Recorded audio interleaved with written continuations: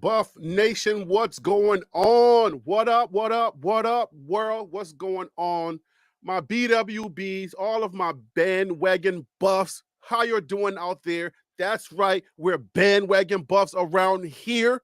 TLP Sports Club, we're bandwagon buffs because of Coach Prime. I've made it easy for you to be a Colorado fan, even though you were not before Coach Prime arrived. So it's okay. We're bandwagon buffs. They can't shame us. Welcome to the show today. It is Monday Night Football here at TLP Sports Club. And guess what? I am your humble host. Namaste. Harry Billion. Welcome to the show, guys. It is Monday night. If I check right, Monday, May the 27th. So it is time, and now it is time on the East Coast. It's about 7:10. I'm mad late. Please forgive me. All right. But we got a good show for you tonight. We're going to talk about the visceral hate that Coach Prime and his boys are receiving. I mean, like, people are going out of their way to just find stuff, any kind of stuff that they can find. They're just going out of their way now to just make that happen. And I have no idea where all that comes from. Like, I get it. Somebody says something you don't really like, or you kind of hate their personality. So, you know what I'm saying? Like, you're like, but you don't normally care this much, right? Like, you wouldn't care to the point where you're going into their past and bringing things to just destroy their character. You wouldn't do that, right? I mean, it can't be that serious, is it? Can it be that serious? Well, it really is that serious. We're going to talk about some of that tonight, and hopefully we can get into some football. All right, and there's not much football going on, but we're going to try our best to get into some football because during this time of the year it's a little quiet. But obviously because it's Colorado, you know, there's a lot to talk about. Coach Prime and his boys, they went to the woods. They're still there. I'm not sure, but you know, they went on a retreat. I did a video about that. It's on there. I'm not going to talk too much about that, but you know, that was pretty cool. I saw the video from Well Off Media. I've been watching a lot of Well Off lately. Yeah, because it's Well Off. Obviously, that's Coach Prime's son. So welcome to the show, guys. On your screen, you will see jointlplive@gmail.com. This is your opportunity to have your voice heard. If you're tired of being in the comment sections and you want to have your voice heard, you got things to say, and you're just going to come over here and say it. The way that you do that is you're going to email me.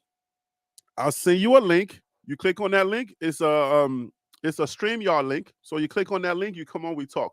Unless you email me back during the week or you say, hey, Harry B, I saw this. I want you to check it out. I don't use your email to do anything, so it's safe around here. And the people that are around here, they can vouch for that. But let's talk about Colorado football. Let's talk about the things that are going on around Coach Prime and his boys. All right, but DC feels so real, son of Yahweh, JG. What up with you? Hope all is well. Let's talk about this.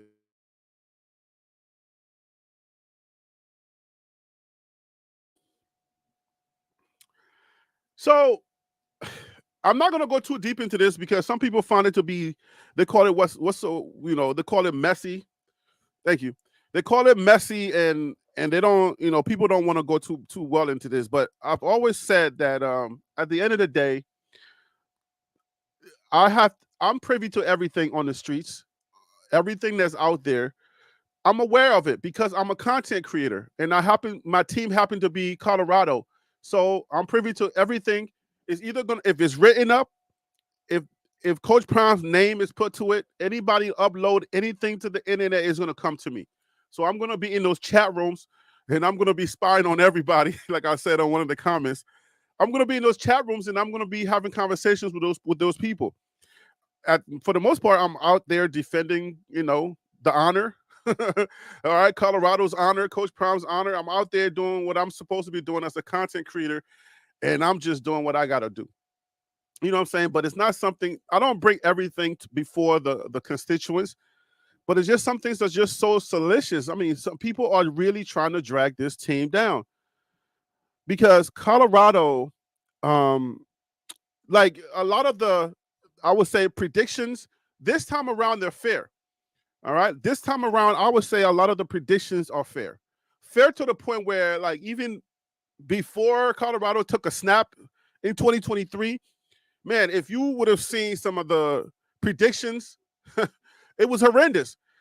It's fair to the sense it's fair because we kind of know our team already, and for the most part, we don't care about a lot of it because whether you're doing a top 25 prediction, um, if you want to do a ranking, the bigger names like the AP, and some of the bigger, I would say, news outlets, some of those matter, but if it's, if you're big but you just, it doesn't really hold much water, then we don't really care at the end of the day because there's a lot of things that Coach Prime is doing. His team are putting together a really good team. All right, a really good team. And here, the TLP Sports Club, our prediction is 8-4 for the season. I think, all right, I think that we're going to be 8-4. We're going to win 8 games and we're going to lose 4 games. Those 4 games are going to be a toss-up. I don't think it's going to come by the hand of the biggest opponent because last year Stanford was not the biggest opponent. College football is so unpredictable at times.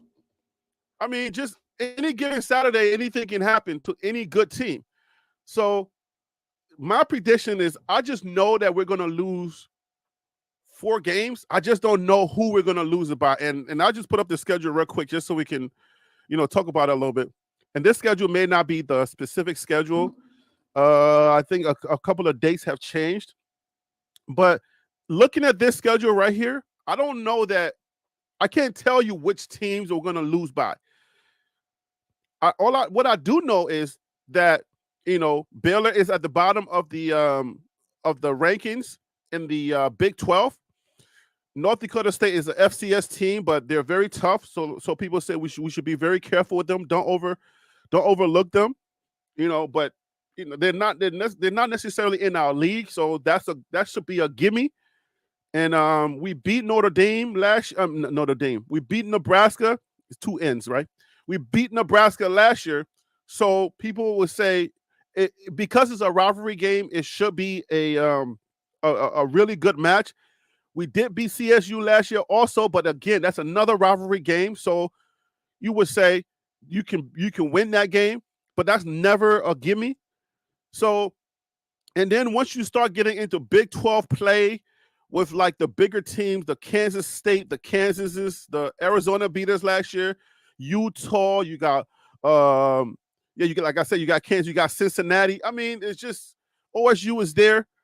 So there's no telling like which specific games that we're going to lose because I just feel like Colorado's going to do very well. 8 games, that's what I have us at. But at the end of the day, man, the stuff that I'm reading out there, the stuff that I'm seeing is just like, I'm like, why are people going out of their way to just find anything? Because one of the things was playing dice. All right, I literally got the notification on the AI tool that I use to get my information about Colorado for my content.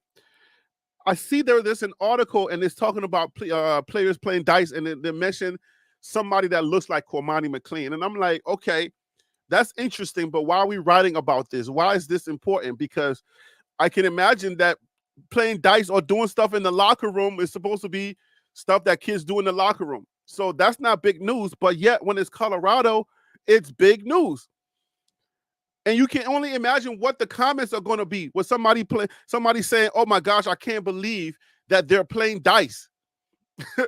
Like, why is that such a big news for Colorado? And I'm thinking, like, who leaked that footage?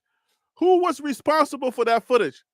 Like, who is the low ball the low-hanging fruit that just like, okay, is seeking information to destroy Coach Prime and his team, like his character. It can't, come on now.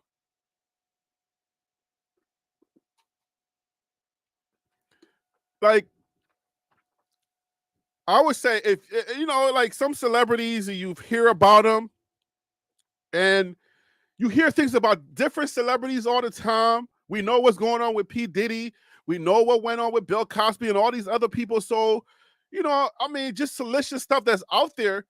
But I mean, what you know about Coach Prime is for him to be mostly clean. He rides clean. So why are people so interested in like dragging him? I don't get it.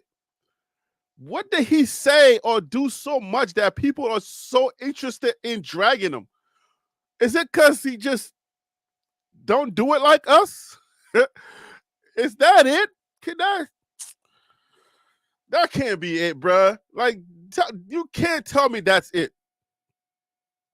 That cannot be it. That cannot be all it is that's really angering people that much. Can it be? Can it be? I'm sitting back and I'm wondering, like, dang, like, all right, I see it, I get it. But you're going out, you're finding students, and you're doing all kinds of things to just bring them down. And it's like, okay, you're at this point where you're just like, I'm having fun destroying him. Like then the Shiloh thing came across the wire as well. People writing it up, news articles that I have actually, used their material, that they're writing this stuff up. Shiloh, I think I saw something come across Twitter or X, Barstools, I believe. Shiloh filed bankruptcy. And when you read it, you would think, oh, it just happened. Like he just filed bankruptcy. I'm like, did he just? I'm like, why is Shiloh filing bankruptcy? And then if you go deeper into the story, they say, oh, well, it was 10 years ago. I'm like, 10 or 11 years ago. And then I start thinking like, well, dang, 10 or 11 years ago, who is so angry to the point where they just like, the anger is so visceral, the anger is so deep inside of your membrane, inside of your DNA, that you just like he did something to you. You know what I'm saying? Like somebody had to do something to you to feel this type of anger that you feel like, I'm going to go out there and I'm going to destroy them. It's that bad for you. I don't get it. Like, okay, so Shador's doing this. You know what I'm saying? Like he's doing this and he's showing you his watch. Like, so tell me, what type of humility would make you just relax? Will make you not dig up dirt? And then the person that posted one of those stories is like, I was sent this footage. I'm like, you were sent this footage? You mean you went out for the footage? Because who's looking for you to send you footage? Unless you ask them, hey, do you have any dirt on Prime? Like,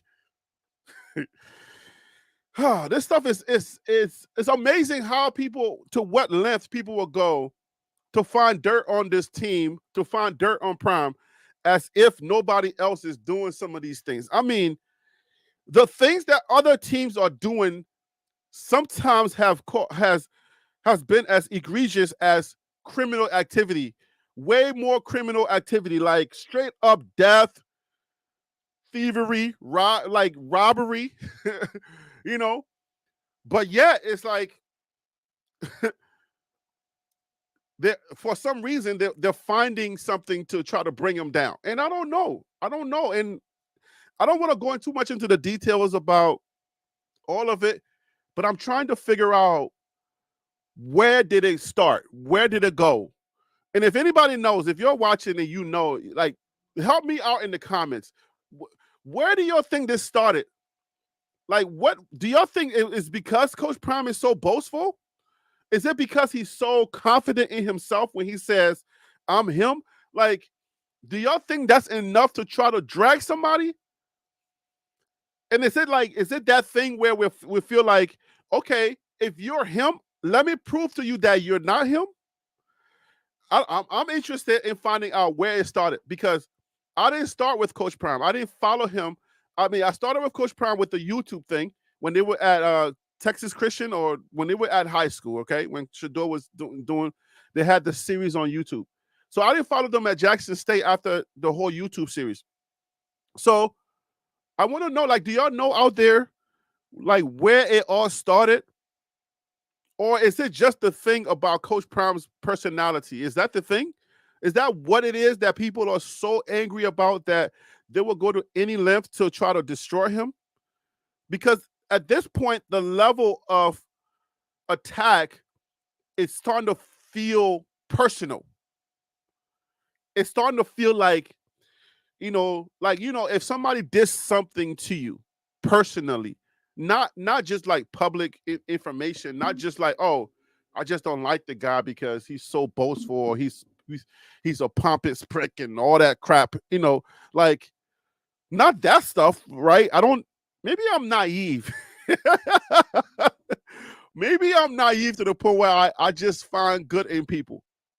And maybe I'm not, maybe my level of pettiness doesn't go as far into like thinking that people will go to this length to just try to destroy you when they don't even know you, or it's just off of sports hate. Maybe that's how it's always been, but maybe now that I'm on the other side, I'm like, oh, I like Coach Prime. Maybe I don't think that I've ever hated somebody to the point where I would try to find things to destroy them. Now, if it's sports and I just don't like you, then it's just like, okay, I'll talk junk. You know what I'm saying? Like, I don't know. We all used to like Michael Jordan. So I don't know if Michael Jordan ever had somebody that was against him, and then somebody tried to talk trash against Michael Jordan. I say Michael Jordan probably is the one person in sports that I think almost everybody liked. So there was nobody that you wanted to pin him against. So I didn't really feel, even like my whole sports, years of just watching sports, I don't remember ever being on the other side of the type of hate, and then trying to throw that hate on somebody. Maybe it's not coming to my mind, but maybe it's just because I'm not that type of person. I don't really care to that extent, All right, so Kim Colby said it got worse when he left Jackson State. When he left Jackson.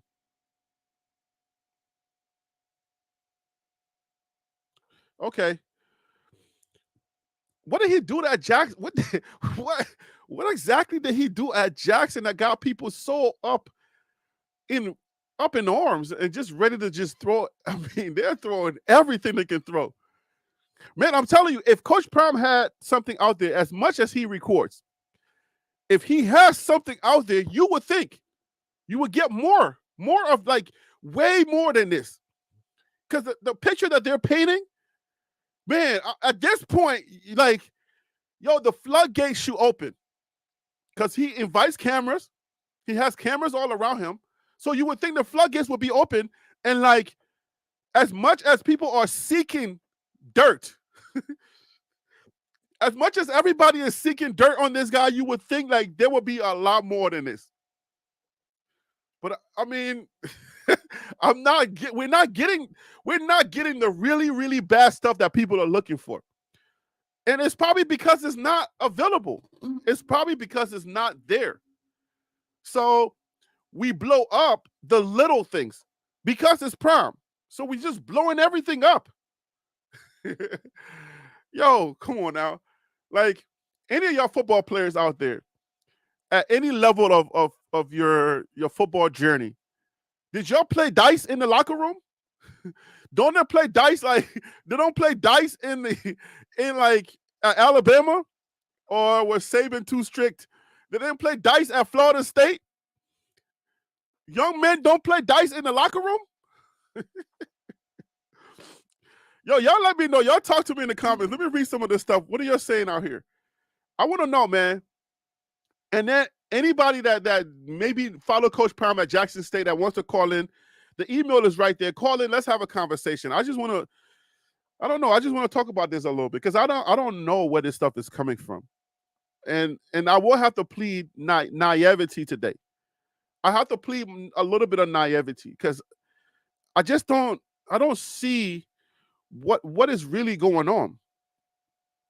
You know, I don't see it. It's just too much going on, and I'm trying to wrap my head around it. You know.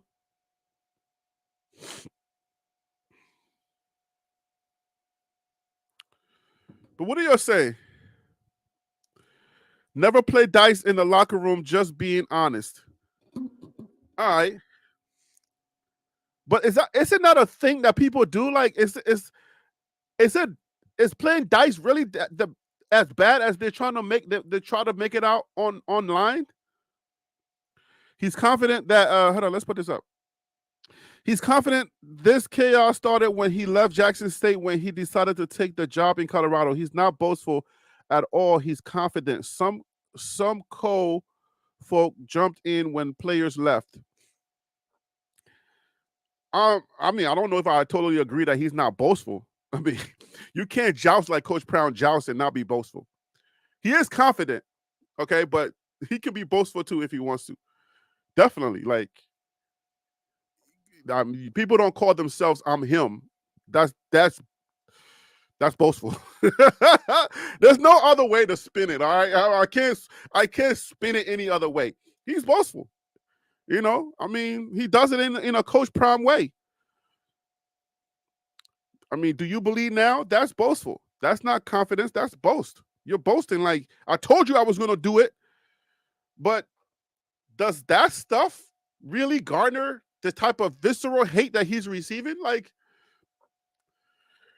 I would say that's stuff that athletes do all the time. Boxers, rappers, and other people that do this stuff. This is not stuff that society is outside of the norms of what we see other places. People in MMA, like, they be boastful. I mean, that's what they do. I see it more as a sports jousting type of thing. He's very confident. He speaks very confidently about himself. Coach Prime says, I'm going to win because I'm a winner. That's confidence. You see what I'm saying? That part is confidence. There's a lot of confidence. But are people just taking the whole confidence thing versus how they're feeling and just Peter Investor, what's up with you? He said, this is politics 101. Attack your opponent while he is at his weakest to undermine him. But is Coach Prime at his weakest? I don't think Coach Prime is at a weak point. Yeah, I don't know. I don't know that he's at a weak point. They're just attacking him. I don't see that he's weak. The attacks are coming for no reason. I'm trying to get to the point where I understand the attack. I really want to know, is that because of us? Do we play a part in that? All of the YouTube channels that are out here that were created because of Coach Prime's presence at Colorado, because people are looking for content and they will watch our YouTube channels. Is it because do we create some of this? I'm sure we play a part, right? Wild Dog says HBCU backlash is serious after CP left Jackson State. Only Shiloh is welcome back. They have even harassed Uncle Neely upon return to JSU.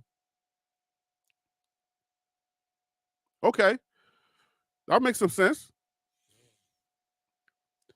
But okay, so I asked y'all a question: is this coming from us black people? Y'all think like a lot of this stuff is coming? Okay, well, yeah, you got the Jason Whitlocks who stays on, like, I don't understand.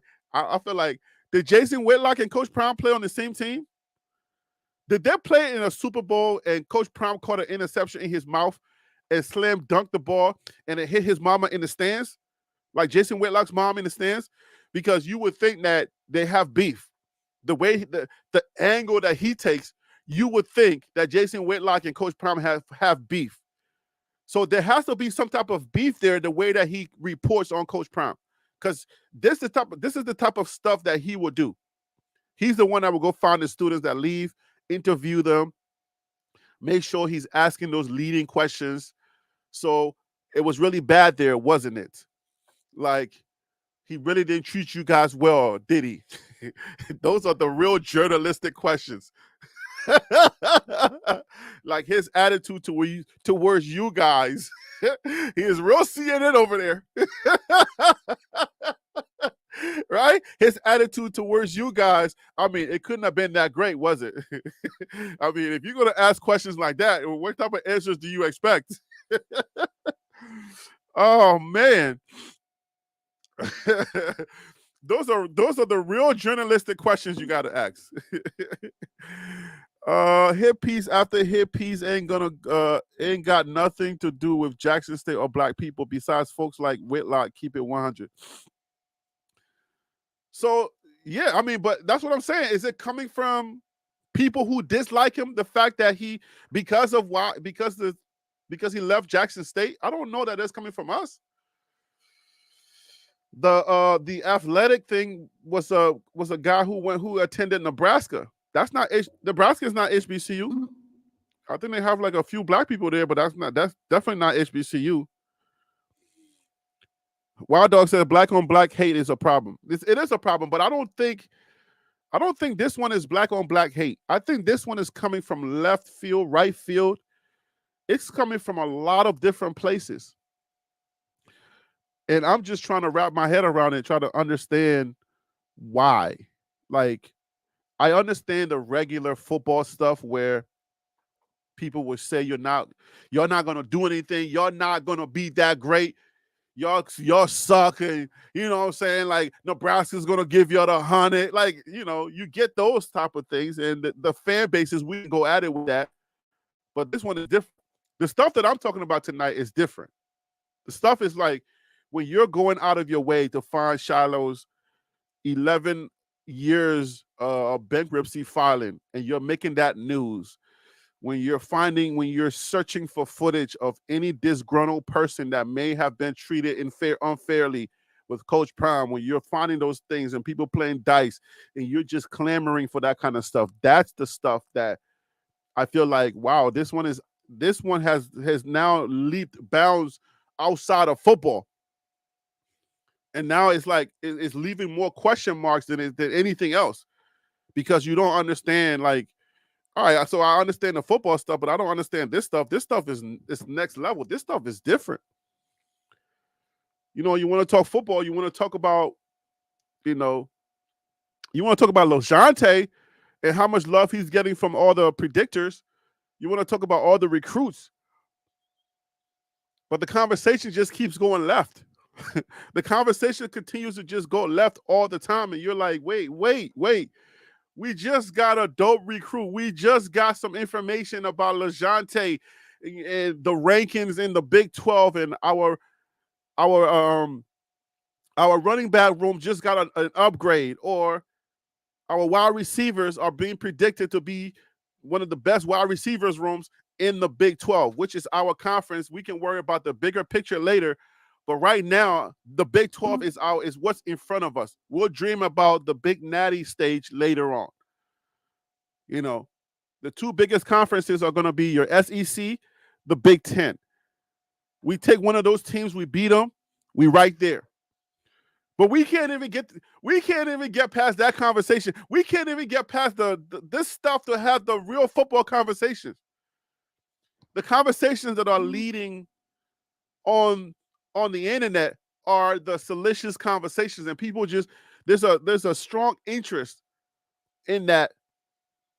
And when you bring it up, some people will say, "Oh, why are you talking about that?" But then you go to other places and you see them in those comment sessions, and you're like, "Well, you just told me not to talk about it, so why are you talking about it?" But why? Why? I don't know. Okay, so DMA said, just read most Reddit posts on Prime or Twitter. That ain't black hate. Folks can lie all they want, but only a few falling for that BS. You're right. This is I can't agree to this is black on black hate. This is not Jackson State hate. It's not, because I would tell you this. If Coach Prime leaving leaving Jackson State was a major, like as bad as people think that it is, then guess what? A lot more things about Jackson State would have been out. You will be seeing the Jackson State footage. All right. I mean, Jackson State is HBCU. So if anybody's going to play dice, we'll be in the HBCU locker room, right? You would definitely should. You can expect dice, right? You can expect dice to be played in the HBCU locker room. All right. Black dudes are going to be playing. They're going to be playing dice. And to tell you the truth, I can't even count dice. Like, I don't know how they count the game. I just see them going plack, plack, plack, plack, plack, and then they throw it against the wall. Whatever comes, snake eye or sevens or twos. I just like, I have no idea. But because I was in the whole hip hop community, the whole because I'm filming music videos and I'm in the whole hip hop community, I'm like, all right, I see y'all doing your thing, your thug thizzle. Oh man. Yeah, but I mean, I would think that more salacious stuff should be coming out of Jackson State. Not when you get to the white school. They're trying to find the bad information at the white school, and nothing's coming out. Nothing is coming out of the black school, but the white school, they're trying their hardest to find anything they can find at the white school. So the Jackson State thing, I don't buy it. This is not white on white. This is not black on black crime. So Stacy said, I really believe a player put that out. Somebody's mad. Like somebody got mad. Somebody don't like what's going on. Maybe a player. Somebody that's really, I'm telling you, people will pay for information out here. So you can pay some of these students to put out that information. You literally can pay some students to put out that information.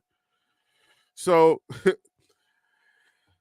it's really is to try to like to be in this Coach Prime ecosystem, to be creating videos, you know, in this system and trying your best to hold the line. Boy, I tell you, it ain't tough. I wouldn't say it's tough, but one thing it is interesting to say, I read more about more hate than y'all probably are privy to from other places. Y'all will probably see it if somebody makes a video about it or talk about it. But I read more hate than I would like to. Oh man. When I tell y'all, like, when I tell you it's bad out there, it's really bad out there. But I also have to say it's really good out there too.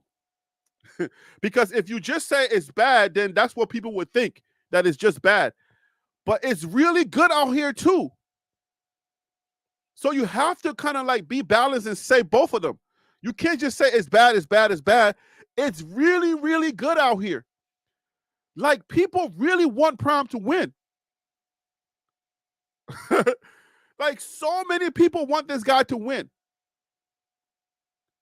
And it's white people, it's black people, it's all kinds of people that want this guy to win.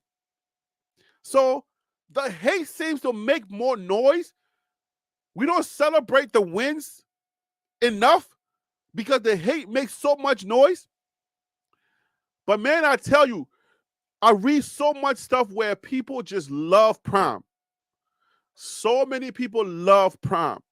That's why when you see Travis Hunter, Shador, you see any of the players who are recognizable in public, when they go somewhere, it's bonkers. It's bananas. Straight up. So it's not all bad. I don't want to paint this doom and gloom picture. It's not all bad. The only question I'm asking tonight is, why so much hate? And then I can make another show and say, why so much love?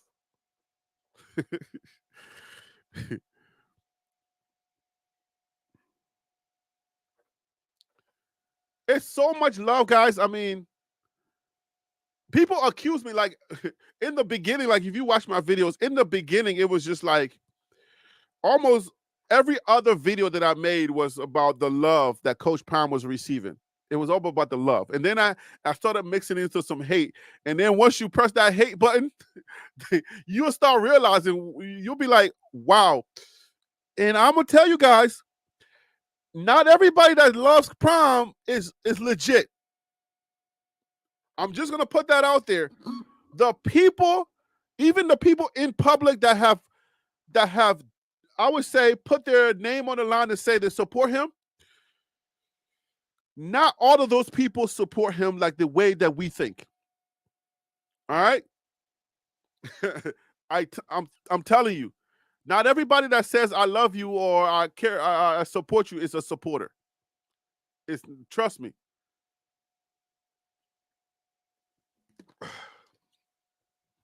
But Prime is doing a lot of great things with the team this year. Now, we're almost at a point where I think we're going to get everybody real soon to the school. We're going to get all of the players so that we can start learning who is who.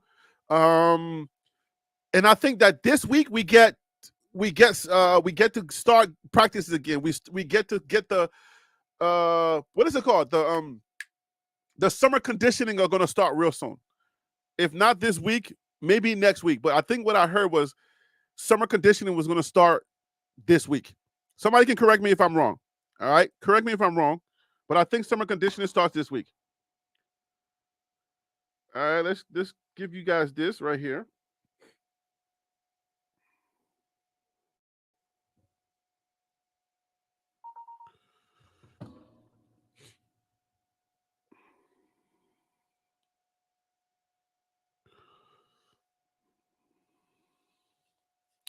That's what I think. I think summer conditioning start, and then so we want to see all most of the players. We want to see the players and who's actually gonna like what's the word?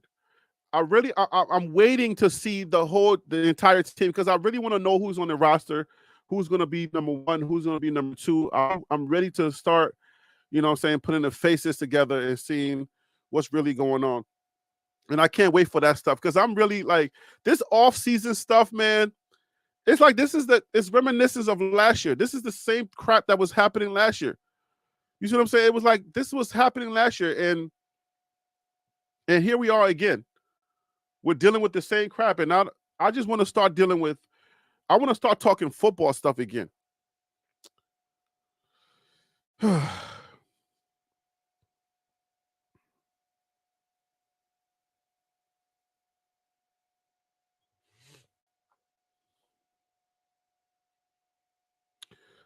All right, so let's talk a little bit about this information that we got. Show y'all some real positive stuff, because this negative stuff, man, it's starting to get on my nerves. You know, I want to make sure that whatever I present here, I present it in both ways. I give you good, and if I'm presenting something that's negative, I want to make sure that I tell you also that at the end of the day, Coach Prime and his team are really doing well. Doing well this time around. So Travis Hunter, LaJohntay Wester amongst highest graded returning Big 12 wide receivers. I I thought this was a pretty dope article. Um, Now the wide receiver room has already been ranked by several people. So at the end of the day, we're right in there with a lot of these teams. You know, excuse me. So we're talking about PFF grades here. So let's click on this and see what happens. Actually, no, let's keep it right here. So this is the highest graded returning Big 12 receivers.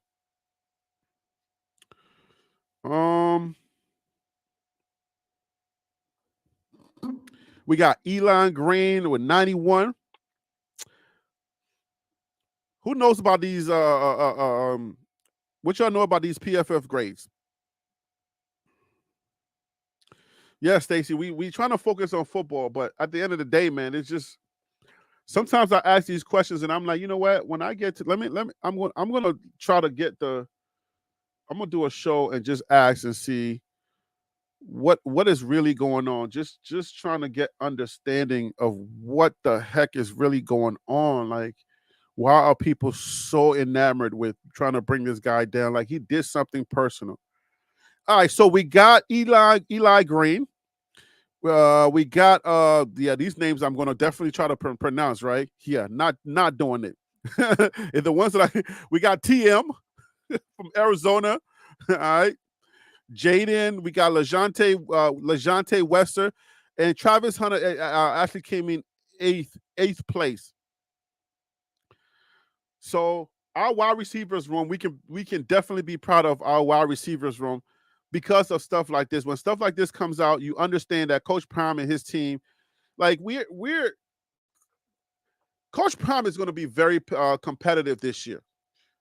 Whatever happened last year, it happened. Okay, whatever transpired last year, we needed to understand what was going on, the dynamics of what was going on. But this year, what I believe this year is what's gonna happen this year.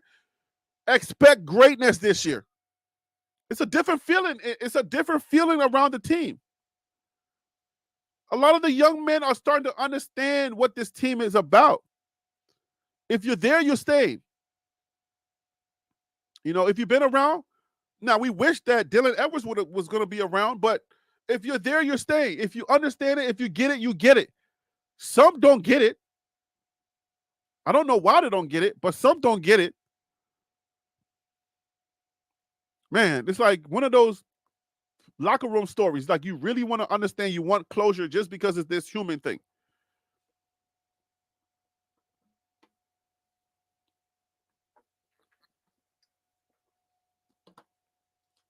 Oh, Wrench. Wrench is back. Where have you been, Wrench?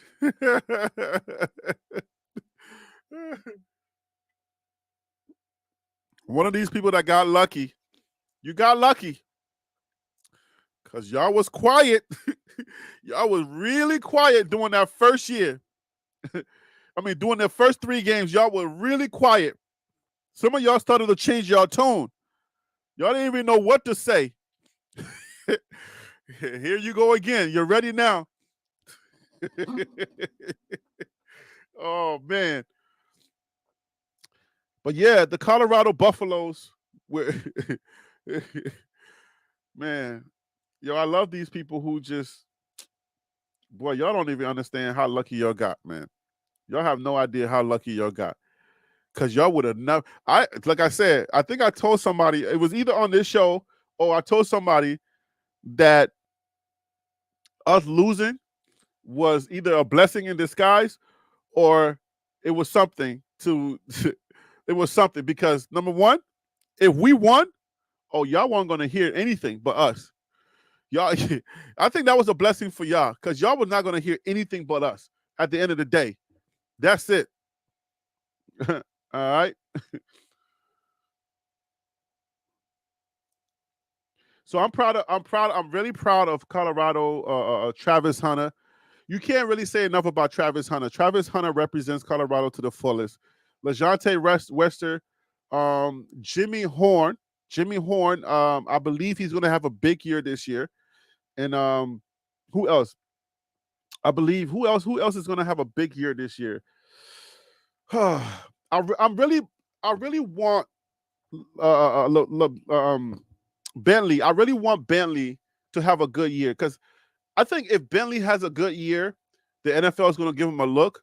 This is his second year grad, I believe, and he's been trying from Clemson. He's been trying to get on. I really want him to have a good year this year, and I'm looking forward to him really beasting out. Who else that I'm thinking should have a big year? I don't know about Cheto yet. Cheto, like I said, Cheto is one of my favorite players from with Colorado. He's a U-Haul, I believe, so we don't have him for that long. So he's only going to be here for a little bit of time. I think Chelo's going to have a great year. I'm looking forward to seeing him play. But Colorado is in a good place. Colorado is in a better position this year than last year. Last year was like we were trying to put the pieces together, and the pieces were just not fitting, and you can kind of tell. You know, you can tell that the pieces weren't working. They weren't fitting.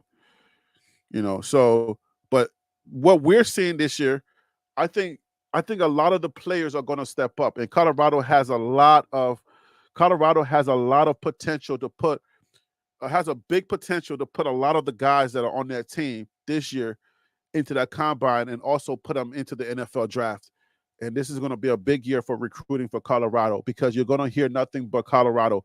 And then we top that with winning, like having a winning product. You see what I'm saying? Having a winning product. I think when people do their assessments, when they do their analysis, they forget that it's not a one-way street because when they talk, they paint this great picture, right? They paint this great picture and say, well, look at all the great things that this team is doing. And then in the same light, they flip it. And it's almost like they don't want to say anything nice about Colorado. They'll just say, well, Colorado did add this.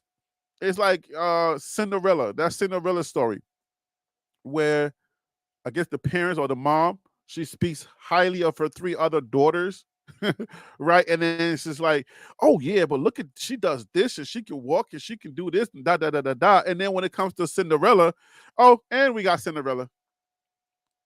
I feel like that's the analysis from when people are trying to analyze Colorado. All right, when you talk about North Dakota State, Helmet or Hammett or whatever his name is from ESPN or wherever he's from. Okay, I'm not familiar with all of their names yet, right? But a lot of them, what they would do is like, oh my gosh, who was responsible for making the schedule for Colorado, and why would they put North Dakota State on the first game? Oh my gosh, it's going to be this. North Dakota State is nothing to mess with. They are a great team, and there's been championship material, but you don't think about how North Dakota has been declining over the past few years, and South Dakota is now the new sheriff in town. If you didn't read that, if you didn't really pick that up, North Dakota State is, almost playing second fiddle now to South Dakota. Right? But when they talk about it, it's like, oh yeah, all these great things. And then their coach is a new coach. Their coach has no record. So we say their history. And then they say, oh, but Colorado got Shador. Like, wait, but Colorado has Shador. But Colorado also has Jimmy Horn, and Colorado also has Travis Hunter, and Colorado also has Shiloh Sanders. Colorado also has Deion Sanders. Colorado also has Warren South. Stop playing with me. Put some respect on Colorado's name. Are you kidding me? Oh, and Colorado has Shador? Yo, it's that Cinderella story. It's like, oh yeah, and Colorado's gonna, they upgraded their offensive line. Wait, that's it? Oh, and we upgraded our offensive line? Bruh. Oh, my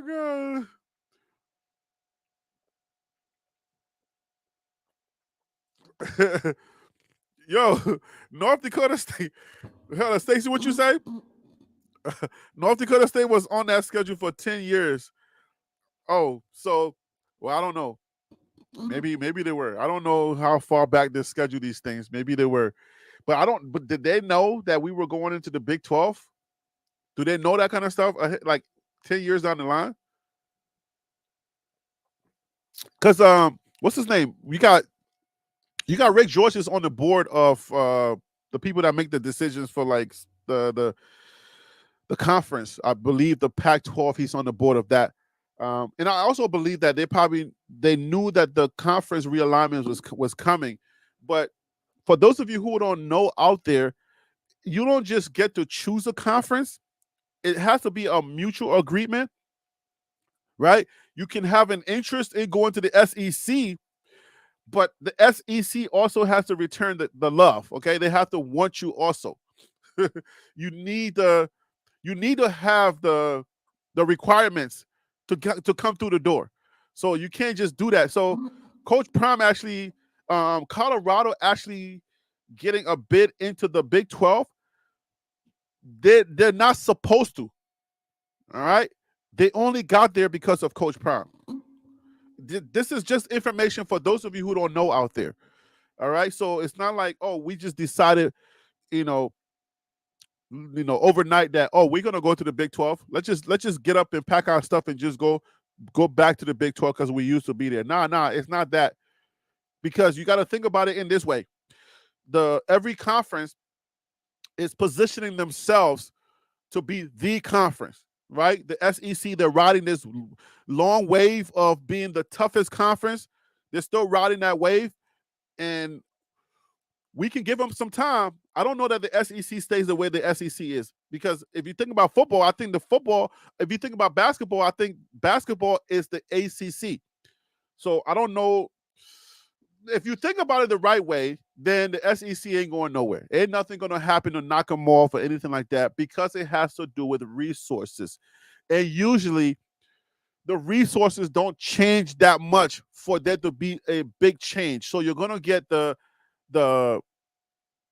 Power Four are going to be, you're going to get SEC, then you're going to get Big Ten, and then I believe is Big 12, and I don't know who's the fourth one. I don't know the fourth one. Somebody put the fourth one in there.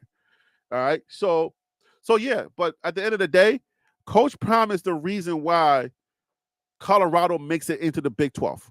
Without Coach Prime, Colorado doesn't have enough wins. They don't have enough money. They ain't got nothing that's appealing to somebody who's trying to build a tough conference, somebody who needs to market a conference, because the conferences are marketed based on the participants. So when you're marketing the conference, you can market Coach Prime. You can say, hey, the Big 12 has Coach Prime. So when Brett Yormark, who's the I guess the chairman of the conference, who's the CEO, I don't know how to name him, but when it was time for them to think about Colorado, or when they were even approached, I'm sure it was a no-brainer. It was like, bruh, say less. We were coming to you. What you talking about? Right? We were coming to you. So yeah, Coach Prime makes this team way more sexy. All right? And we're putting together a winning team. This year is going to be the year. We go and we take care of business in the Big 12, and the conversation changes automatically. Like, not it's hands down, nothing else is happening. We ain't playing around. That's just how it's going to be. Give me a second, guys. Let me invite my guests to the show.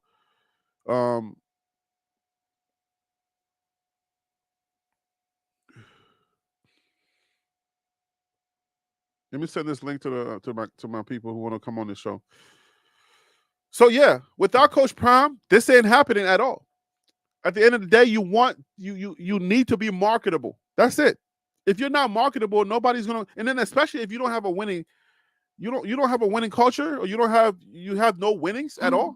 You're not going nowhere. Like, you're gonna stay where they put you, or you're gonna go down. All right. So Stacy said, is SEC, ACC, Big 10, Big 12.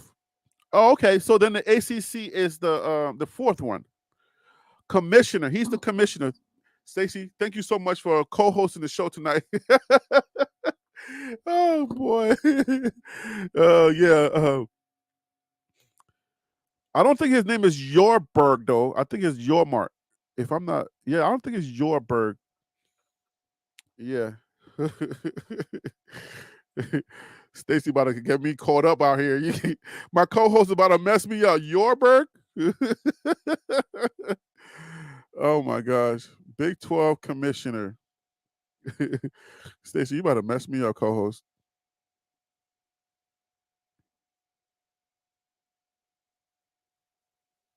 Oh yeah, it's Brett Yormark. Yeah, I was right. I got one, Stacey. I got one on you. Yormark, like Mark. Yormark. Yormark. Brett Yormark. Stacey, you about to mess me up, girl. You supposed to hold me down. What happened? Oh man.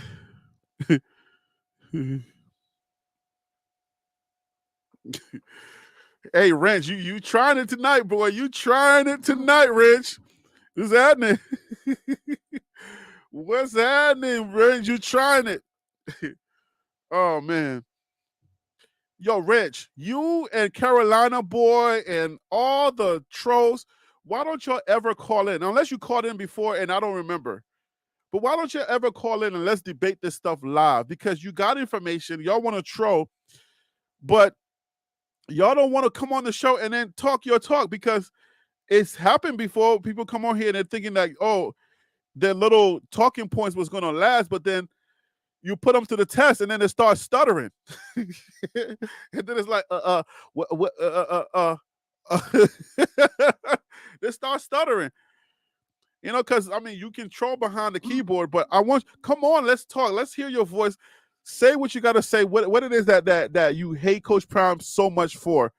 What is it that makes you get that feeling of, oh man, I need to say something negative? Like some people just don't know what exactly to say. Some people like they may have something nice to say, but I don't know that they will be able to say anything nice. It's crazy to me. It's crazy. Like, is it because of me? Is it one of those things where because I'm saying nice things, you're just like, nah, I can't go with this guy. I can't like him the same way Harry B likes him. There's no way.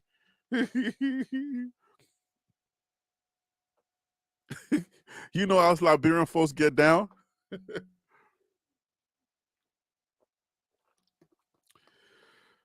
We try. So Coach Prime and his Colorado Buffs are man, I'll tell you this. Okay? I'll tell you this, man. I feel like people really got lucky last year. And I don't know if it's a good thing, but I would say I would go as far as to say, you know what? It's a good thing to a certain extent because at the end of the day, when you the mentality of the young men when they were winning and when they were up and everybody was giving them love, something happened and they lost track of what was really important. So you don't want to say I'm so glad they lost to teach them a lesson, but through defeat and through people being against you, you learn something. You get stronger. Something happens. Like Stanford is going to teach them a lesson to never let up. My son was having his race this week, just on Saturday. My 8-year-old Micah, and there was this one kid from another city, right? And we seen their team is like the best team, and we're like second. But all of the kids from that city, they're all good. And it's like, I don't want to call them the hood city, right? I don't want to say they're the hood guys. That'll be weird, right? But it's like all of them are good. They're all athletic and they can run and stuff like that. It's a track meet, right? So it came down to the individual events. And there was this one kid that he was racing, like they have beat us. We came in second in the relay. It was like the 4x100, right? And so and then it came to the individual events, and we just like me and my older son, we were just like, that kid about to smoke everybody. They're about to smoke everybody. So Micah's in the individual race. So I didn't really give Micah to, as a parent, I should probably think my son can do anything. But after seeing those guys, I was just like, oh man, they're about to give it to us.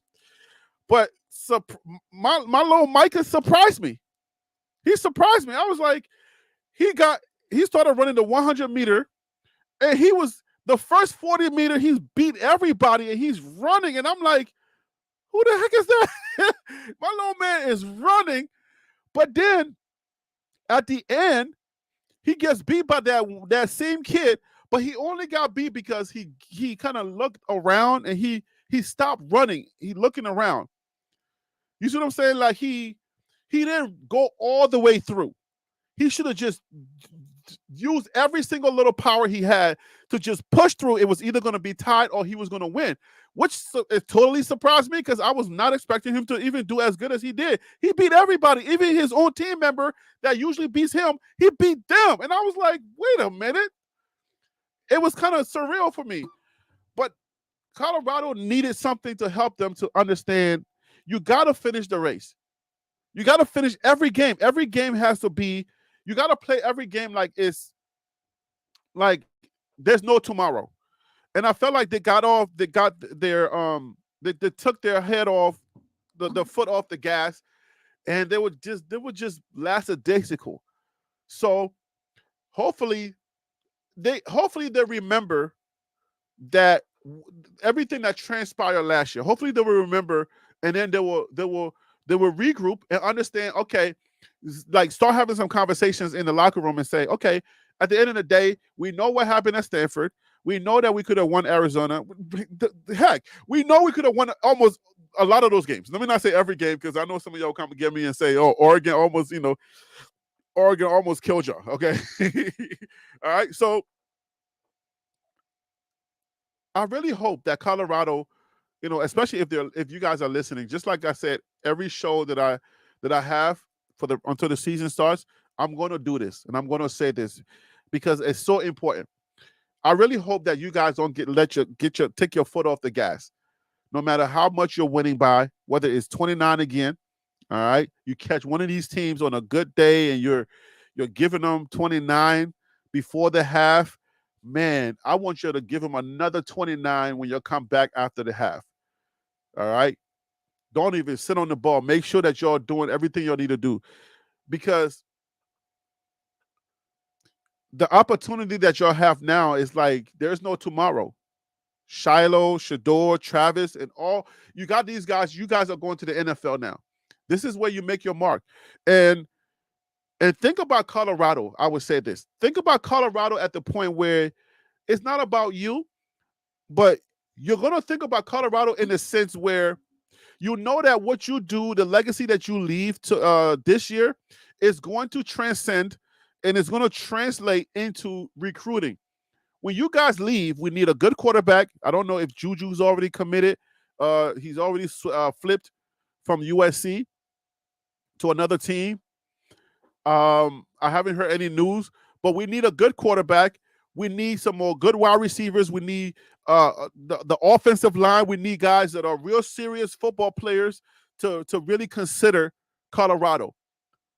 All right, good guys like you guys. So at the end of the day, I just want to make sure that y'all should play like the players. If y'all are listening, y'all should play like you really care about Colorado and not just your stats. Because you care about the school and you're back in the day when letters used to mean something, back in the day when you have that C on your back or that CU on your back, it really meant something. You're like, wow, you will wear that everywhere, just like like it used to be back in the day. Now because of you know the NIL deals and everything that's going on in college football, the letters don't really mean that much anymore. Except it's like Georgia or Alabama or the U. You know, but if that CU means something, then I will appeal to every player, play for Colorado, play for the future of Colorado, because at the end of the day, we need to sustain the program for Coach Prime to continue to coach and to continue to win. So if y'all do everything y'all could do this year, it's going to set us up for recruiting next year. So never take your foot off the gas. All right? That's what I'm telling my son, and that's what I'm telling y'all. Never take your foot off the gas. And don't look around. The second you look around, you're up. No, just look straight forward and just keep running. I need that to happen. Players, I need that to happen.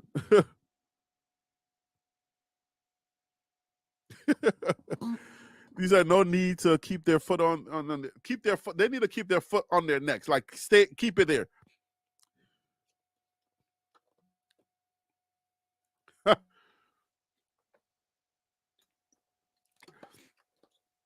Hey, Rich, you need a bookmark. Like I'm bookmarking. I got this new thing where I'm bookmarking everything this year.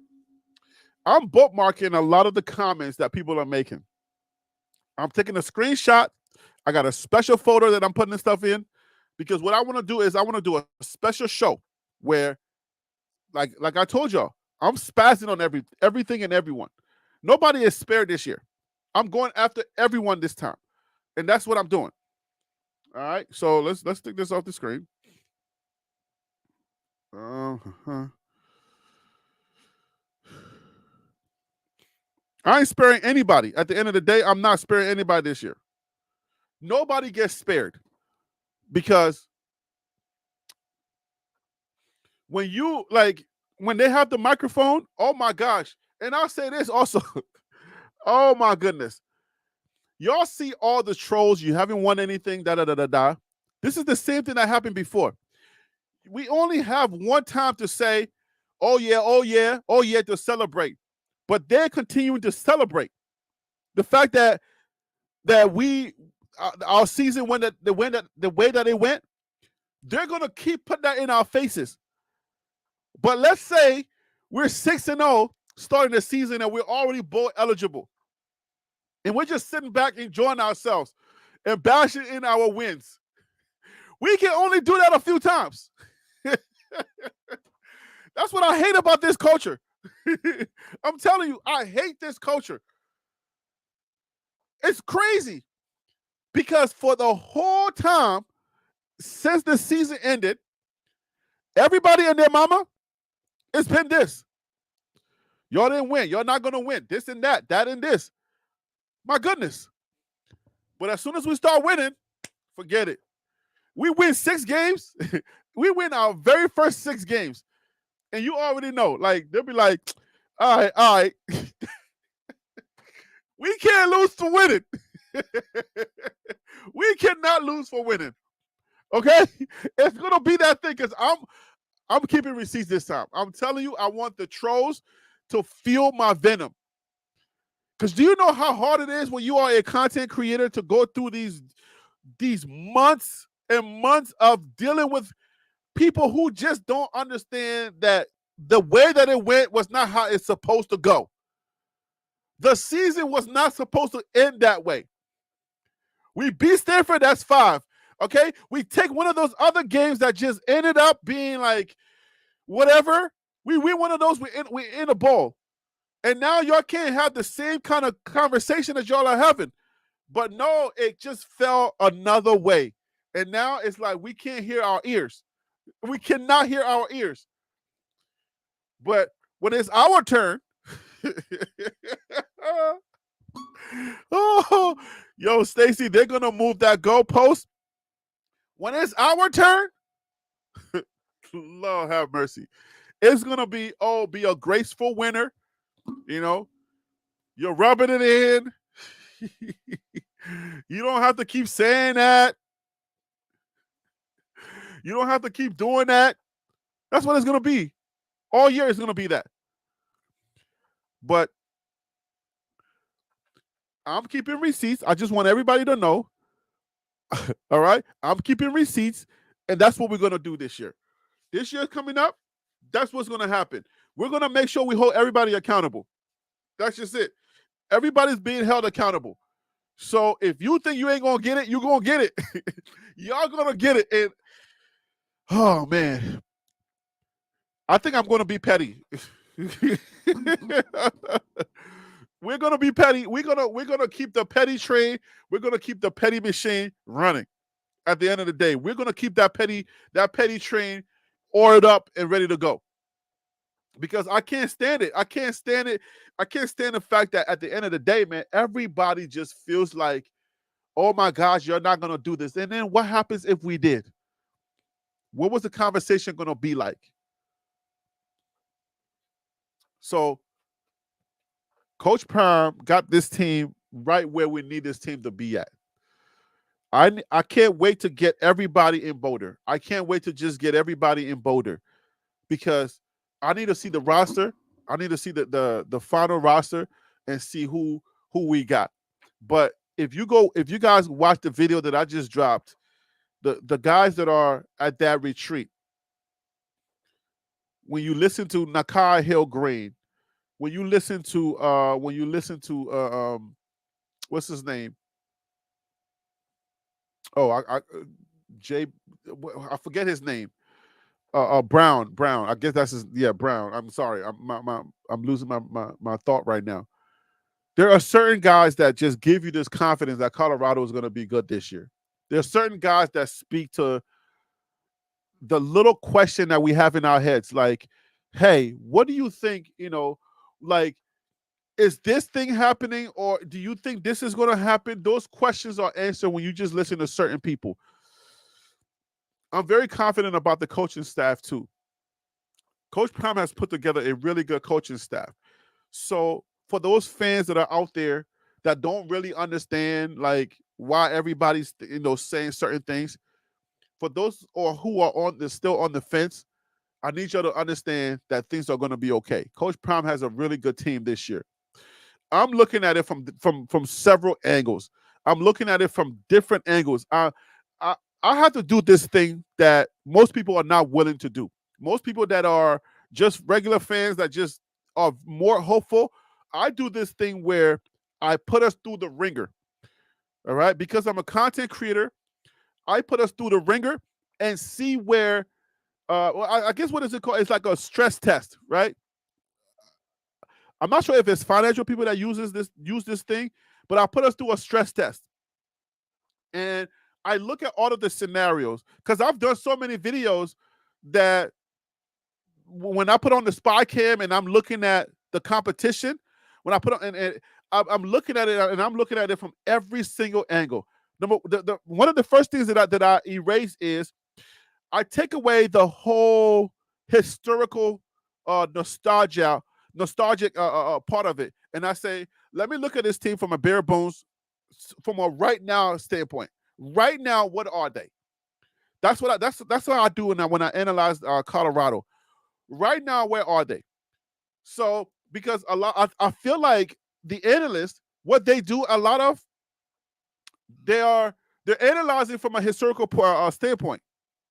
All right, and because the school has a name, because the program has certain players that have come out of the program, so historically they're supposed to win. But what I do, or what I have done with Colorado, and why I'm so confident, right? Because I don't want to give you a false impression of this is, we're going to be this great team. What I've done and how I came up with 8-4, I've really taken the team from everybody that I know that are still there, that are here right now. Subtract Dylan Edwards, because Dylan Edwards was an instrumental piece. Who else? Alton McCaskill. When I subtract those, I had to go back and I had to look at it again. I said, okay, well, where are we right now? What's really going on with Colorado football right now? Let's look at it again. So are the pieces really there? Have those pieces been replaced? It's hard to tell right now, but I'm still confident with 8-4 from what I've seen and what I have read behind the scenes. There's a lot of things that I read that I don't really, it may not have enough meat on it to bring to you, but I study it just because I need to, so that when I'm talking here, I know what I'm talking about. So I'm not just here, just shooting nothing. So Colorado has, for those who are, I would say, breaking down the Big 12, they're breaking down the Big 12 from a historical standpoint. But if I break down the Big 12, I would say Colorado is in the top 5, and I would say top 3. Top 5, top 3 is a really good place for Colorado to be.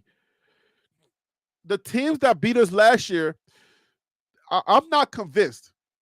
You see what I'm saying? Like the Utah that beat us last year, Arizona beat us last year. I'm not convinced that Utah and Arizona were that strong. So when they're analyzing and they're giving it to Arizona and Utah, either because they beat us last year or because historically they have been a strong team. But this year, I'm not convinced. I'm not totally convinced that our schedule or that we are weak. So the stress test has really given me eight games. We got 8 games. Where they're going to come from, like I said, I don't know where they're going to come from, but I just know that we are top 5. All right. And if I was to really go through the stress, I can eliminate 2 other games, right? And put us in the top 3 in the Big 12. Like, please, somebody hold me accountable this year and come back and say, Harry B, you either said that or Harry B, you was off. If I'm off, I'm good. But if I do good, or if I'm on point, then we're going to be ranked top 5 or top 3 in the Big 12 by middle of the season, or by the end of the season, you're going to see us in the top echelon of the Big 12.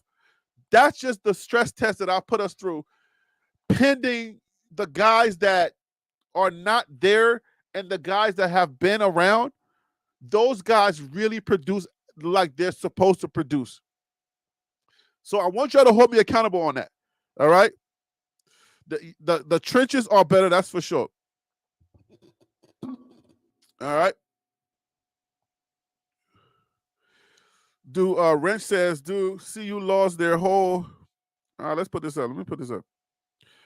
CU lost their whole backfield. Should tell you something is wrong, but y'all want to continue that Coach Prime is going to win football games. I mean, but okay. When you say CU lost their whole backfield, okay, the running backs were replaced.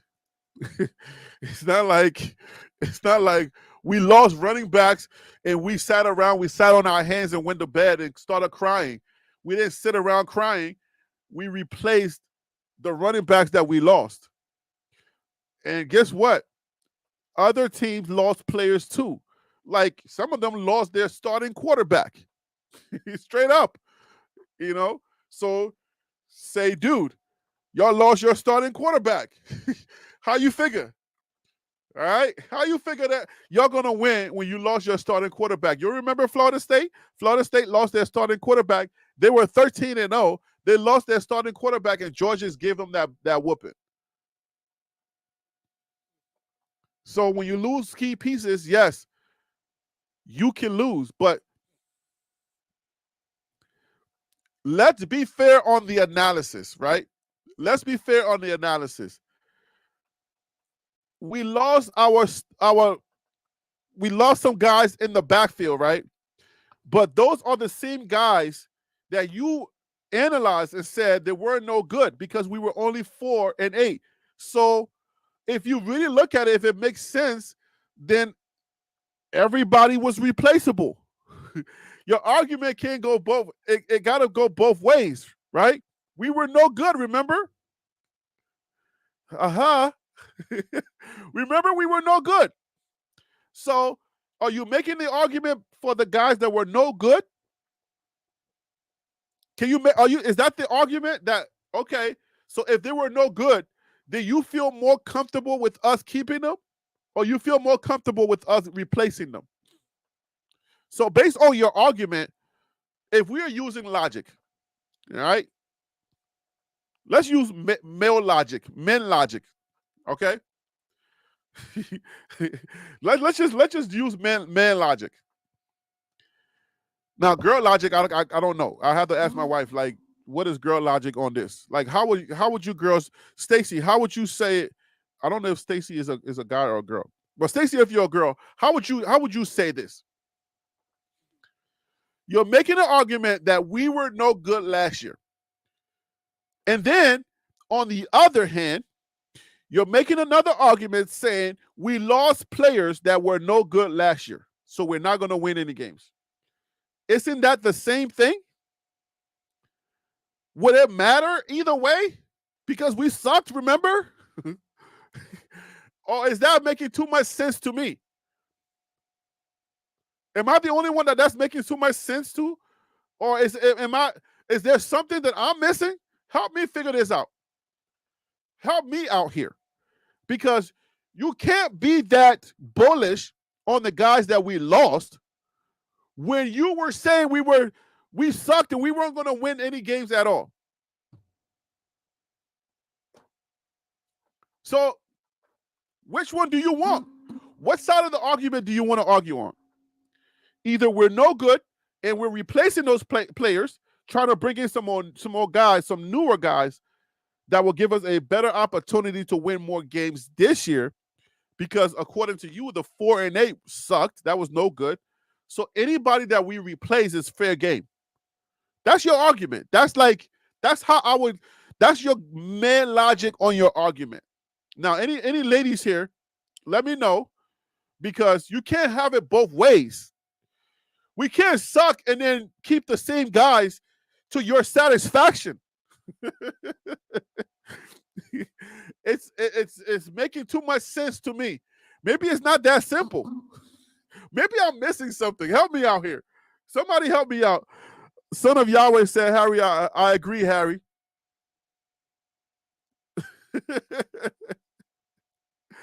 Read my comments, Harry. Head on, Stacy, what did you say?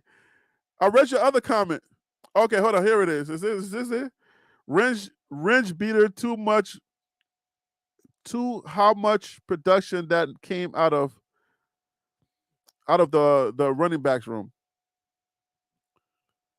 Range beater to how much production that came out of the running backs room. But that's the argument, right? That's what we're saying, right?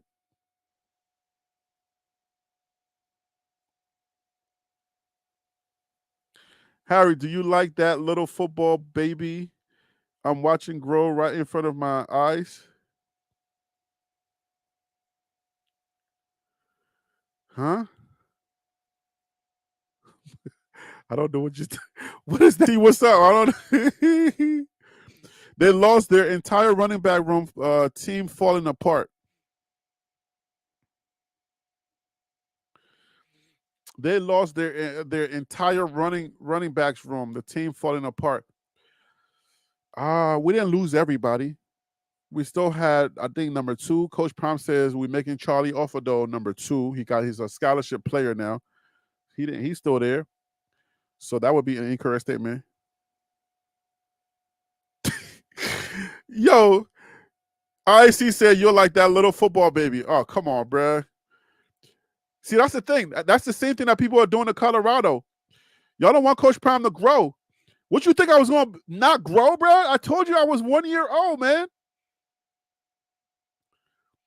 What do you you thought I wasn't going to grow? Wasn't that honest enough to y'all to let y'all know that I was new in the space, but I needed to grow and I'm growing? So you were judging me based upon my bravado, based upon, my stature, because I talk heavy. So you just thought, oh, okay, yeah, you should know everything, man. Come on, give me everything. You should know everything right now, son. You talk so much smack. You should know everything about college football, bruh. That's how people grade Coach Prime. No room for development. I told y'all I'm growing. But I appreciate the acknowledgement. Like, thank you. I appreciate the acknowledgement. I don't think I was ever boastful or pompous or anything like that to say I knew everything. I've been pretty honest, Oh, I see. I don't like compliments. I don't take compliments. No, thank you. Hey, man, you should know that already.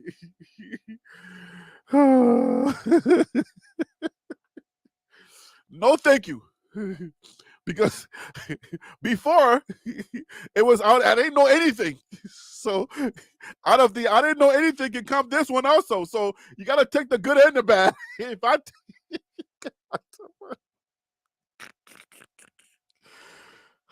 calm down, Harry. Calm down. You see what I'm saying? You see how that works? If they tell you don't know anything, you got to say thank you. All right? You can't get mad at you don't know everything and then be happy with, oh, now you know something. You got to accept the good and the bad. But yeah, Wrench, so like make me understand. Like I want to understand the argument. On one hand, they're no good, but then when they leave, everybody says that they lost everybody. The team is falling apart. Like Peter said the team is falling apart. But I thought they weren't all good. Like, am I missing something here? Can somebody help me out here? I want to understand, like, totally. What side of the argument do y'all want to be on? Are they really that good? Because I'm willing to have that argument because I feel like y'all want your cake and y'all want to eat it too, right? Either the players that are leaving, you're going to give them the credit of being good, right? Let's deal with this. You're either going to give the people, the players, the credit that they're good enough to win games this year, right? And say, okay, on that basis, it's bad that you're losing them, right? Or like that guy said, or right, they're not good enough, and any of them can be replaced at any time for some better players because they're not good enough. Remember,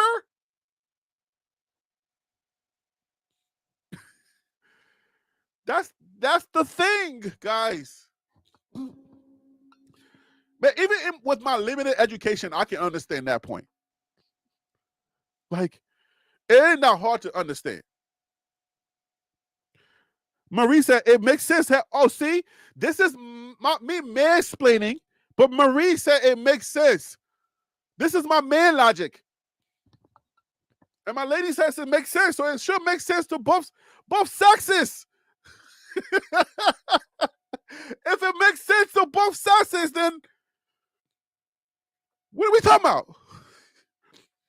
So from this point on, if you're a detractor, or if you don't like prom, or if you just think prom sucks, anytime a player leaves, you should clap. You should clap. You should say, "Who? Thank God he lost those bums." Like, that's what y'all should do. I'm not saying that's what I say.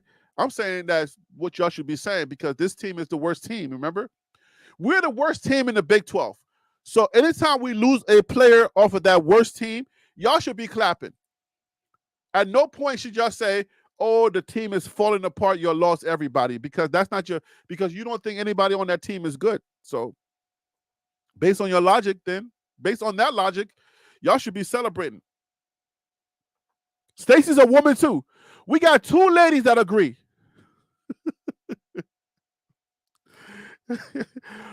Two ladies that agree to my man logic. So there you have it. It's unanimous. It's unanimous. We got it. It's a win. When two women agree, oh, that's more than enough. Straight up, Bus will be undefeated. 3 games, 50 plus. Wait, what? Bus will be undefeated in 3 games, 50 plus. Yo, break that down. What does that mean? Is that football talk? What is this? Buff will be undefeated in 3 games, 50 plus. Oh, okay. We're going undefeated, and we're going to win 3 games by 50 plus points. Okay. It took me a second. Excuse me. It took me a second. My bad. My bad, your boy, Brad.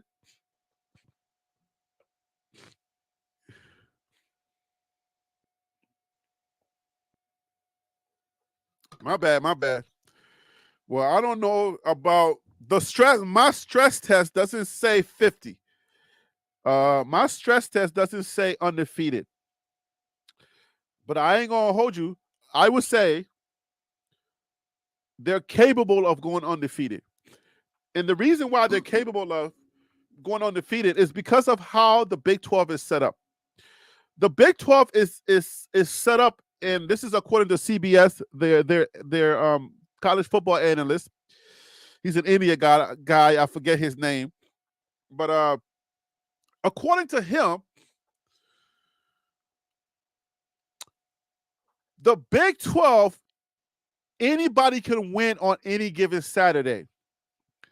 Because the Big 12, they play such blue-collar football that in any game, you need the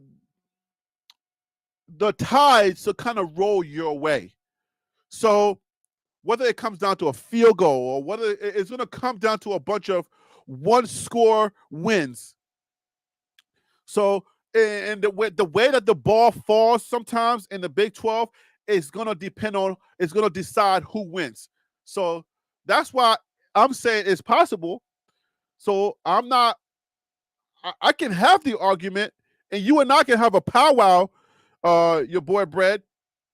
We can have a powwow, and we can say, yeah, I can see it. But that's going to mean a lot of the ball bouncing our way. Like, every single ball is going to have to bounce our way. That's a lot of luck. And that's too much luck for me to stomach at a certain point. That's too much luck. And at this level, the coaches are I'll say this: the coaches are just too conservative for me. You know, some coaches don't want to beat the skin of your bone. Some coaches just want to beat you. They just want to, if they can win by 1 point, they will win by 1 point. Some coaches don't care either way to embarrass you, nothing like that. Coach Prime wants to embarrass you. Let's just put it out there and let's just leave it out there. Coach Prime wants to straight up embarrass you, and he wants to tell your mama, why did she even have you in the first place? That's how he wants to win. A lot of the coaches in the Big 12 are blue-collar coaches. They don't care to embarrass you. They don't really care either way. If they beat you by 3, they're going home and they're saying, hey, dear, we won today. And then they're going to take a shower. They're going to sit by their couch and maybe watch Andy Griffin, one of my favorite TV shows. They're going to put on the TV. They're going to watch Andy Griffin, and then they're going to go to sleep, wake up, and rinse and repeat. That's how a lot of these coaches are. They don't care. Like, football for them, they're coaching it. They like it, but they're going to beat you. It ain't going to be nothing. They're going to go to the press conference. They're going to say their rehearsed lines. Our guys played a great game. They did a great job. We want to improve in this area, that area, that area. We didn't do that well on punt return today. We didn't do this, but we're going to improve. And every question is going to be answered in that light. Coach Prime makes it exciting for us. If we were to leave it up to those coaches, man, we would be falling asleep just like them when they get home. They go sit on their daggone lazy boy, kick it up in the middle of Barney saying, "Hey, Andy, what's going on in this town?" By the time Barney says that, they're already asleep, and then they're just gonna wake up, really nice, maybe take a shower, maybe they don't. All right, go into their office, talk to some of the players, and then they're gonna leave. And then during the Saturday, they're gonna beat you by 3 points, and just keep doing that. That's all they care about.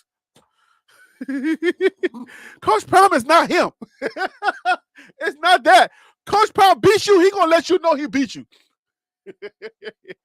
But anyways, what I'm explaining to y'all is it's how the Big 12 is set up. The Big 12 is set up really like I would say, if I was to liken it to stars, right? The Big 12 would be your 3-star. The 3-star in college football is where you find most of your productive players. That's where you want to be. You want to coach those guys up. The 4-star and the 5-star, those guys are, they come a dime. They come every now and then. You know what I'm saying? You get a lot of those, but your hard-nosed football players are going to be your 3-stars. So if you were kind of ranking the Big 12, you were kind of putting them against the other conferences, you would say the Big 12 would be the 3-star. The SEC would be the 5-star. The Big 10 would be a 4-star. And what is the ACC? What would y'all call the ACC? For basketball, they're a 5-star. The ACC is a 5-star.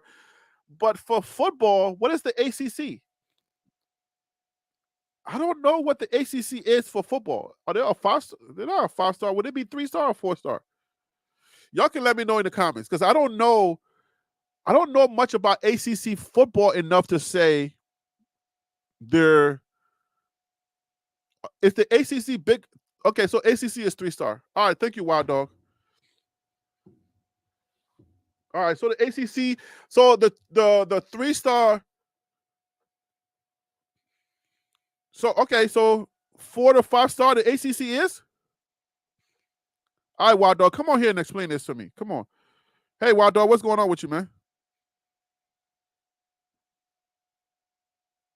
Is there a delay? Can you hear me?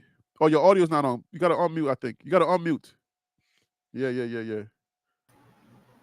I was muting YouTube and then unmute, and I need to unmute myself. Bless us, Oh, Harry. okay. Hey, man, how you doing today? How's your day? Oh, good, man. Just enjoying the day. Had plenty of help today, but I'm like, the more help I get, then the more wore out I get. Oh my goodness. What? Explain your ACC 3-star, because how would you line them up? I will go SEC, Big 10, and then I'm a little confused about ACC or Big 12. which either I know for basketball they are the SEC, right? For basketball they are nobody's better. The ACC is dominating all day every day. Yes. But for football, what are they? Well, see, basketball they're 5-star, but when it comes to football, I mean, it's 2024. And so I mean, you lean too much on past glory, right? It hasn't been 10 years. It's been more like 20 years. You know what I'm saying? So it's 2024. You got a huge gap, after the SEC and after the Big Ten, there's a huge gap, and then everyone else. And that's why you having this huge rumble about spinning off and doing their own thing and having more lucrative opportunities and things of that nature. So, but again, with college free agency and the transfer portal, those are tools that allow for more parity. So even big time schools, we've seen schools lose their starting quarterback. So if we lose a running back room that was at the bottom of the FES, I mean, you can't have it both ways. Oh, your running game sucked, run the ball, and then you lost your horrible running back core. Y'all couldn't run it. Y'all lost y'all's running game. You know what I'm saying? Just haters are gonna hate, Harry. So who's in the ACC? We got is it Florida State, Virginia Tech, North Carolina State, Wolfpack, the what else? The Clemson, my Louisville Cardinals, Louisville Cardinals. Are they a powerhouse in football? Because I don't know. No, I mean we've had our shine, but we're still trying to build up football. Yeah, but we're a basketball school. We're a basketball state.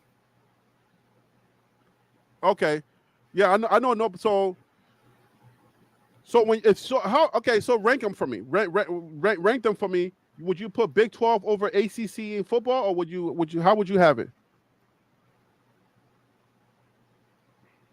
Yeah, there's been too much moving around, Harry. I mean, so if we go based off of last year, so with the carryover, the Big 12 teams, the carryover of the Pac-12 teams into the Big 12, then I would give the momentum to the Big 12. But historically, you'd have to give more edge on the football side to the ACC. And that's where folks where Stacy and some other folks are going to push back because they're looking at their past history. It's 2024, not 1994. I'm just saying. All right. So Stacy got it this way. Stacy said SEC, Big 10, we agree on the first two, and then ACC, and then Big 12. I mean, but if you look at look at these names that we got on here, man, because these are some legacy names. We're talking about Miami Hurricanes. We're talking about Florida State. I don't know about Duke being a football school. Clemson did just win a natty not too long ago. Boston College, maybe. Who else? Virginia, the Cavaliers for football? No, Virginia Tech, right? Yeah, historically, but even their basketball programs have done more than their football programs recently. Oh yeah, no. I'm just saying. I'm just saying. The first word you said was right, Harry. Legacy, and I try to give respect to the legacy. No disrespect. Okay. So yeah. Yeah, Duke is basketball. That's for sure. I went to UNC Greensboro, so I know about the UNC teams. So yeah, that's definitely basketball.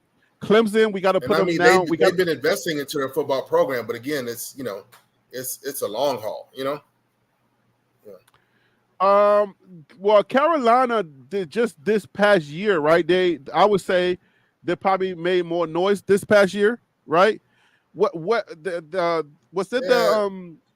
came out strong. Their wide receiver that got his waiver in the middle of the season. We talked about him. Yeah, that got about as much shine as anything than the whole program, in my opinion. That got more news than the whole program within itself. But right, because I'm like, wait, out strong. But in the end, it was like whoever they really played in the end is what it came down to. You know. So okay, so you know what?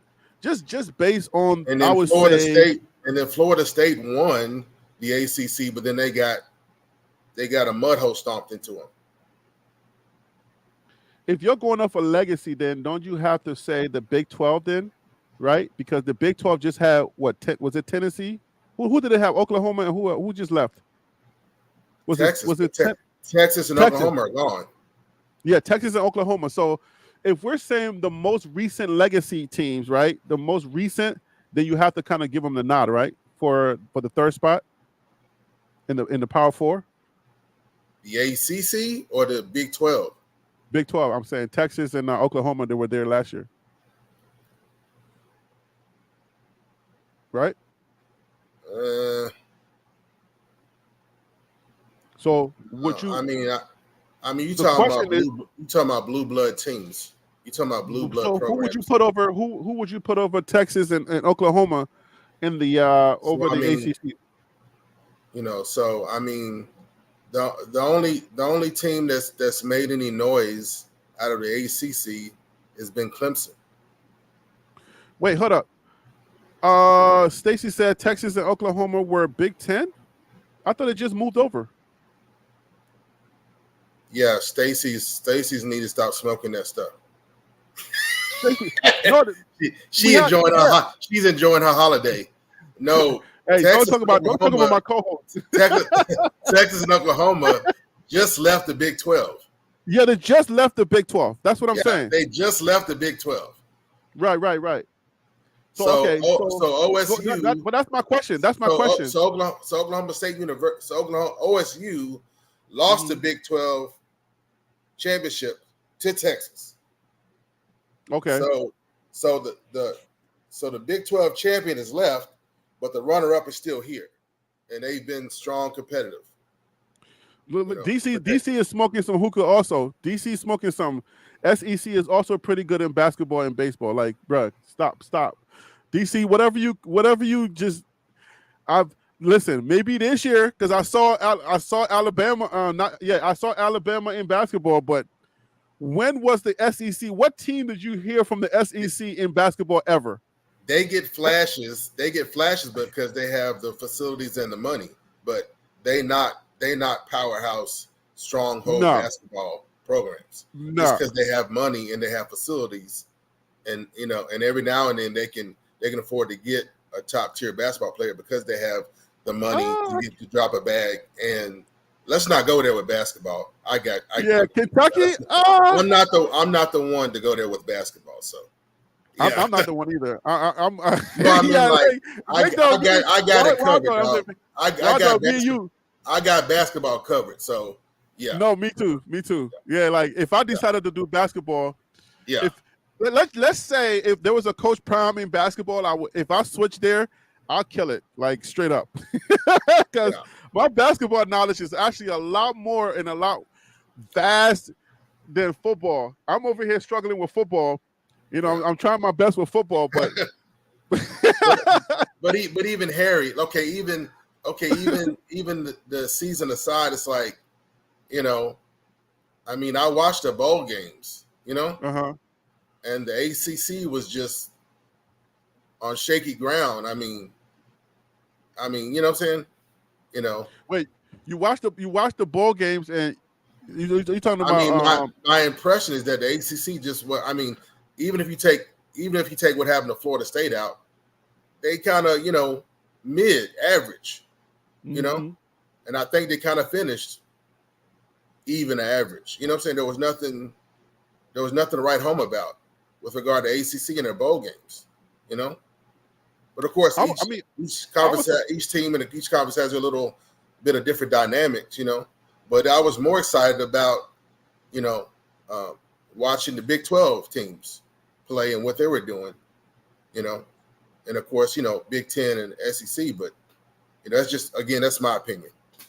Yeah, I mean, I was surprised to actually see some ACC teams actually doing that well in football for a change. Yeah. You see what I'm saying? Like, my team is in the ACC, so y'all want to get y'all feelings rubbed the wrong way. It's not about that.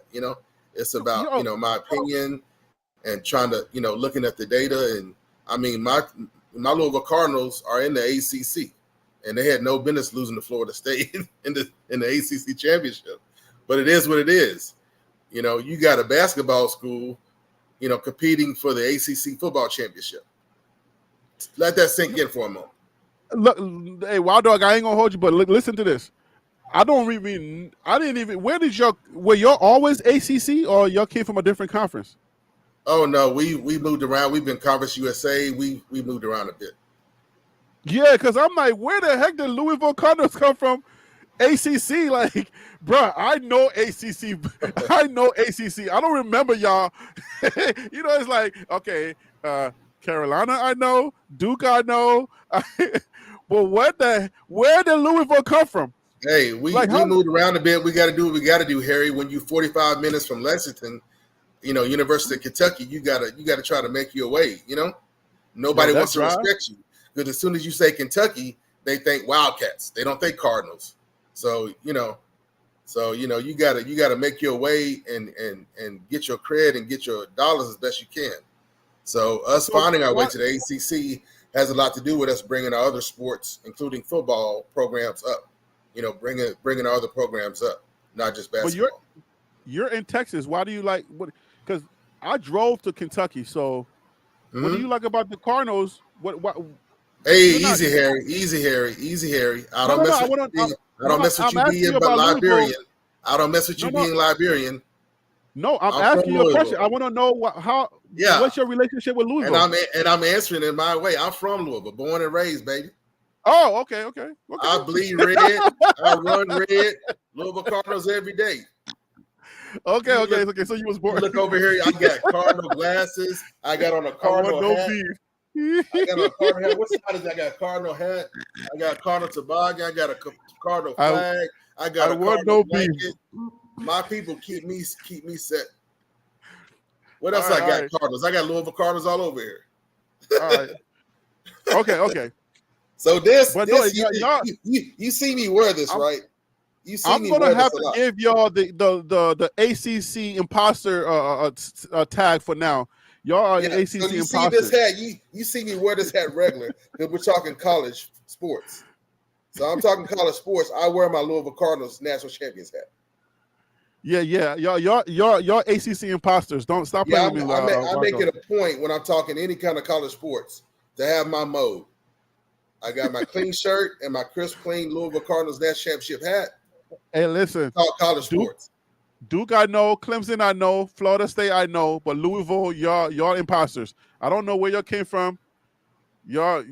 Hold up. But on a serious note, what was the last conference you was in? Did my computer freeze up, or has the chat got quiet now? I expected more pushback, but what happened, Harry? Oh, I'm in the ACC. Talking about Colorado right now. My team's in the ACC. Like I said, we had to move around quite a bit, but we in the ACC for a good minute. We settled here in the ACC. We've earned our stripes. How long y'all been in the ACC? Oh, not long.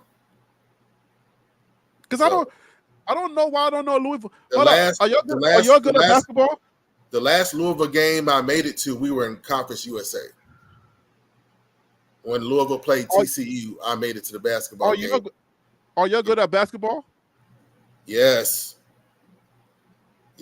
Harry. How many times y'all been to the Final Four? Oh, hell. Excuse my language. I lost count. Final Fours since 1980. Y'all been going to the Final Four since 1980? No, I'm talking about bring it to current, Wild Dog. Bring it to current in the 2000s, man. I ain't talking about your history. You got to give me current. I think the Lady Cardinals. So, I mean, you catching me off the fly, but I like women's as much as men. So, I don't want to give you data that's based on the women's because to me, there's no difference. So, my Cardinals show up. I show up for everything, for everybody when it comes to my Louisville Cardinals. Not just basketball, not just football, but women's sports too. Hold on. Rick Pitino is Louisville? Yeah. Denny Crum and then Rick Pitino. So hold on. So, I know Rick Pitino, but Oh, wait a minute. Maybe let me jog my memory. You may be right, King P. I don't know basketball either. Rick Pitino. Wait. I'm tripping. No, I We don't know won with Louisville, man. we won with Denny Crum. We won with Rick Pitino. Okay, but what was the most recent memory thing? Because I know Rick Pitino. I know the name Rick Pitino, but I don't know Louisville. I don't know why my brain is not like telling me, hey, Well, Louisville. Harry, we won the championship that I'm wearing the hat for, and then What year? The NCAA came down on us. So the NCAA came down on us. So we didn't have the opportunity to do anything. What year? What was your most got shut down? What was your most recent like victory? What was your most recent thing? I'm trying to help myself remember if I know Louisville or not. That's why I'm asking you. I'm not trying to put you on the spot. Well, basketball's been a minute. It's been 10 years. Okay, that's why. What is this? What is this? 2013? Since we won the chip in basketball. Okay. All right. Maybe that's why. And then in football, we lost the ACC championship to the Florida State. To Florida. What's DC saying? DC saying Lamar Jackson came from Louisville? Yeah, Heisman Trophy winner. Lamar Jackson, NFL MVP, came out of University of Louisville. DC over there trying to flex in the daggone comments. He's probably working on some piece of music. They were over there trying to drop gems. They weren't trying to hear that the other week, though, Harry. Louisville ain't no basketball team. Well, we got us a real coach, and we got us a Heisman Trophy winner that put us on the map. Yeah, but y'all. And that's what I was saying. That even if you have the buzz or even potential Heisman Trophy candidates, that carries weight with recruits. You know what I'm saying? So it goes much deeper than you having to win it. If you're in the conversation, that's mad promotion. If you're even in the conversation regarding one or more of your players being in the Heisman Trophy race, that's money. That's big time promotions. That's hits heavy with recruiters, with players and recruiters for that matter. But people in the circle of players, that's going to hit home. That's going to hit home hard because if you're a player and you could even be in the conversation, that boosts up your stock in the draft. That changes your whole landscape. If you can even be even the breath of a conversation of a Heisman Trophy race. So let's go back. Let's go back to ranking the Power Four. It feels so weird just saying Power Four when we've been saying Power Five for the whole year. Now all of a sudden we're saying Power Four now. Let's go back to ranking, and we already know the top two is obvious, right? The SEC and then the Big Ten. So I think, to tell you the truth, man, I would put the ACC. Now that I'm thinking about it and I'm looking around and I'm like, hold up, wait a minute, let me rethink. Clemson was powerhouse recently. The most recent champion, the most recent FBS champion. Yes. Yeah. So that's it. You know what? If I was to say, I would put the ACC in ahead of the Big 12. I actually would, to tell you the truth. If I'm ranking them, I'll put the ACC ahead and say then the Big 12 is number 4. So we're in last place. So if we give stars to them, so I would say we're 3-star. We're still a 3-star, but would you say the ACC was a 4-star? Going into the 2024 season, no. Okay, so they're 3 stars going into 2024. But hold up now, don't forget you got Florida State that's coming off of a 13-0 season, and their quarterback is he gone or is he gonna heal and come back? You know about that? And Clemson licking their wounds. There's nobody ready. Now somebody might come out of nowhere, but there's nobody ready. Florida State. We're on Florida State. Is their quarterback gone or he's gonna heal and come back?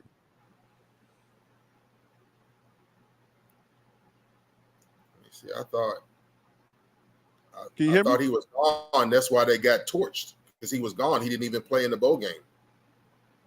You see what I'm saying? No, I mean he got hurt. Their quarterback.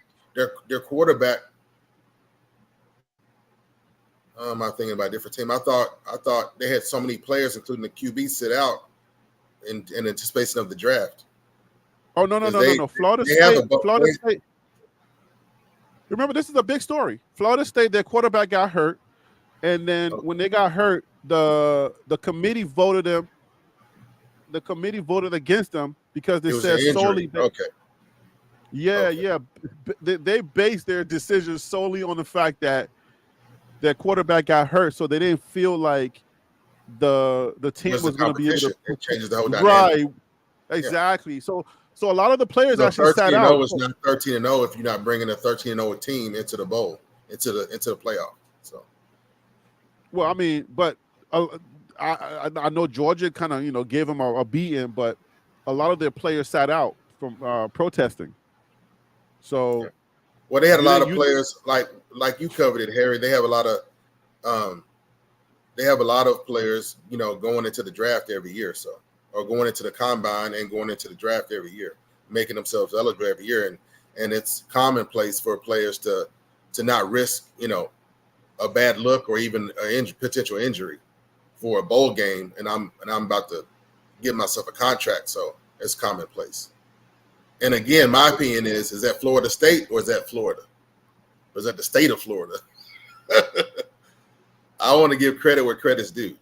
I think that has more to do with the state of Florida producing a lot of talent, and then Florida State University being a beneficiary of that, than the school or the program itself. You know, you know. Um, so let's performing. while I got you, let's do this real quick. You got let's when you got these teams, right? Who would you say is the Clemson in the Big 12? Who was the Clemson in the Big 12 in your opinion? 2024 now. We're playing a little game. Who is your Clemson in the Big 12? I mean, right off the bat, I'm like Utah. So Utah is the Clemson. On one hand, because they made a full turn with their program. They're going to have their quarterback back, and then also give an acknowledgement that I'm far more familiar, having followed the Pac-12 more closely, But also, OSU is no joke. You think, oh well, they haven't this, they haven't that, but you're sitting there having to deal with Texas and Oklahoma University. I mean, and still competing. That's something to be said for that, So I would say it's a common thing for me to be able to bring it down to two. So between Utah and Oklahoma State University, don't make me choose one or the other. I'll say they're right, even keeled. I don't want to put a chip on OSU's shoulder, or at least another chip on their shoulder, because that I expect them to come in the season with a chip on their shoulder and feeling disrespected by the media and being overlooked by the other teams in the Big 12, and I expect them to punch everybody in the mouth. Hopefully not us. But my co-host Stacy, Stacy Ephraim says Oklahoma State. Okay, Stacy, yeah. I see you holding your own out there. I would expect if you put a poll up, it would be split. And okay. I'm not trying to shy away from your question. I'm just trying to be as transparent and answer it as honestly as possible. If you put a poll up, it would pretty much be split. Even 45-55 is a split to me. So, yeah. All right. So Stacy's holding her own out there. I see you, Stacy. I see you, girl. All right. So That's my girl, Stacy.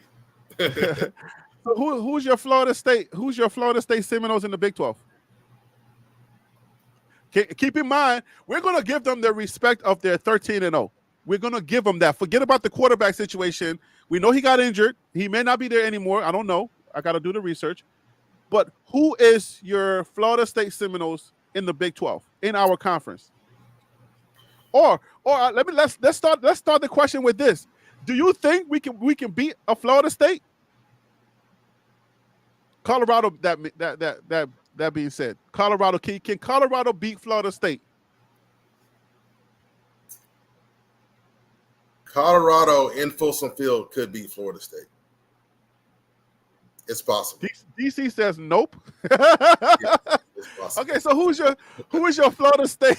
But if you take the Buffs down to Florida, it's just no. It's gonna be It's Stacey gonna said no too. it's gonna be so embarrassing is not the word, brutal. It's going to be a flogging. That's what I'm looking for. It would be a flogging. If you take the Buffs down to Florida State, down to FSU, it would be a flogging.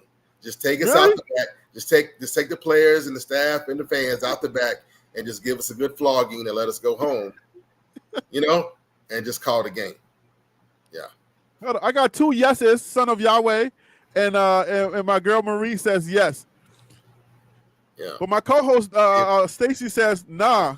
But hold up now. Okay, but okay. If you bring it home in Folsom and that energy, the way it's rocking now, like the way it used to rock a long time ago, you got yourself a chance. It's very highly possible. Okay, I don't expect us to drop. I don't expect us to embarrass ourselves at home, kind of like we did last year. I think our home stance is going to be a lot different coming into this year. Your best chance to really get us and embarrass us is on the road. And we play some really good teams on the road. So, okay. So the second part of that question is, who is the Florida State in the Big 12? Who is our Florida State in the Big 12?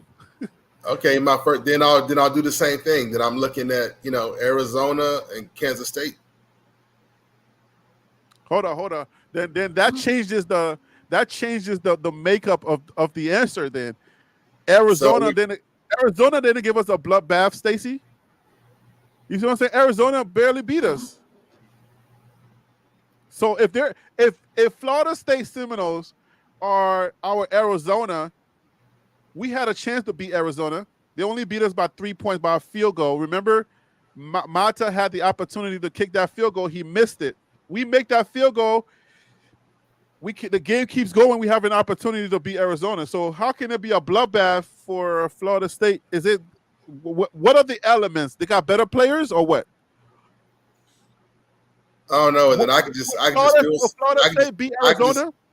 feel somebody saying, "Don't forget about Kansas." But again, we're talking about another basketball school.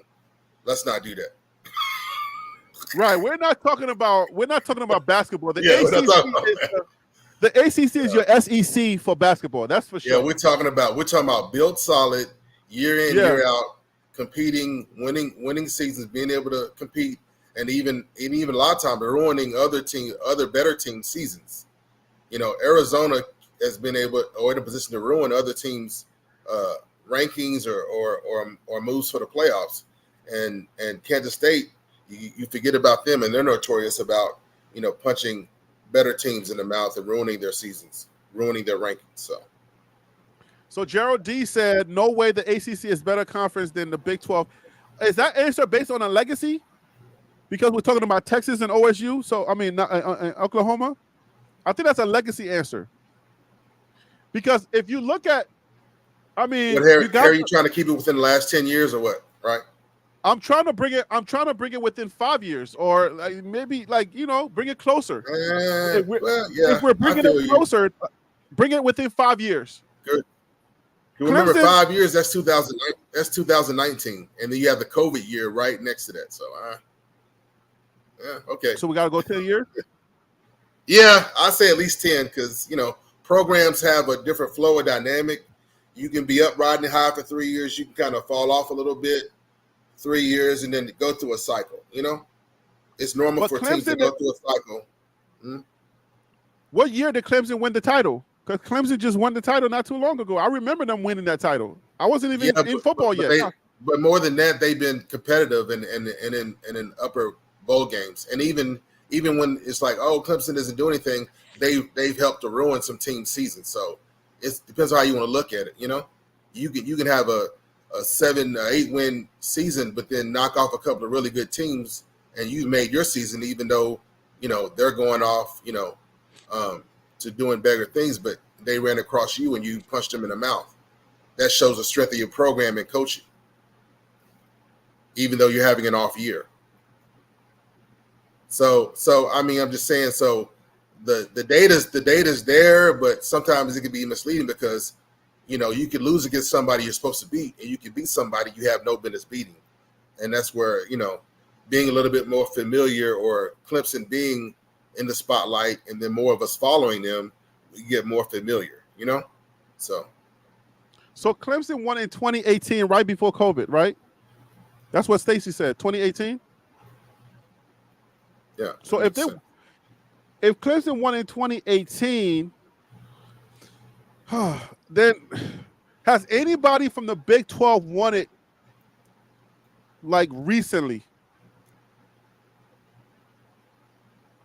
If nobody in the Big 12 has won the Natty like as recent as 2018, then we gotta give the nod to the ACC.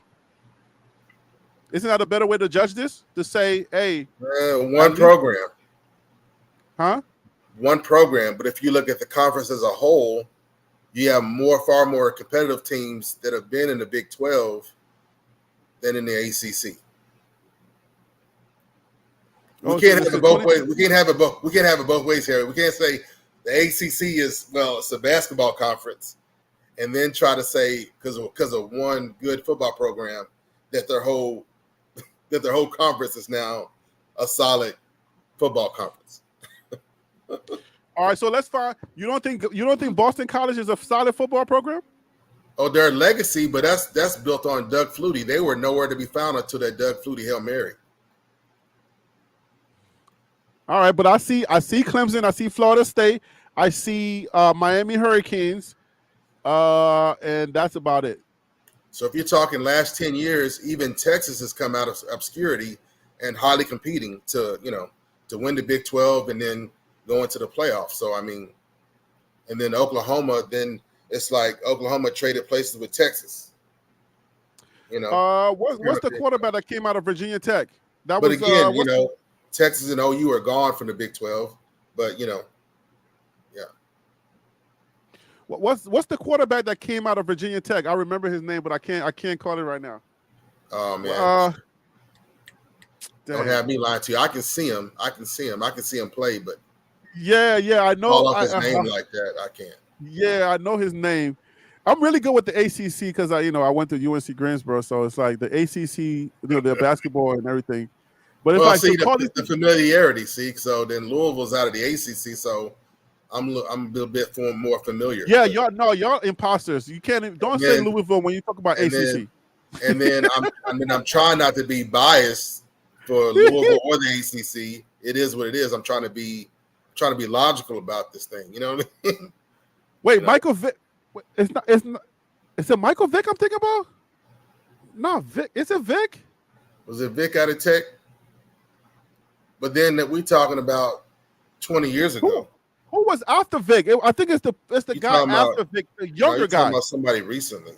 Yeah. Not Michael Vick. Within the last few years. Tyrod Taylor? Taylor? It could Tyrod Taylor.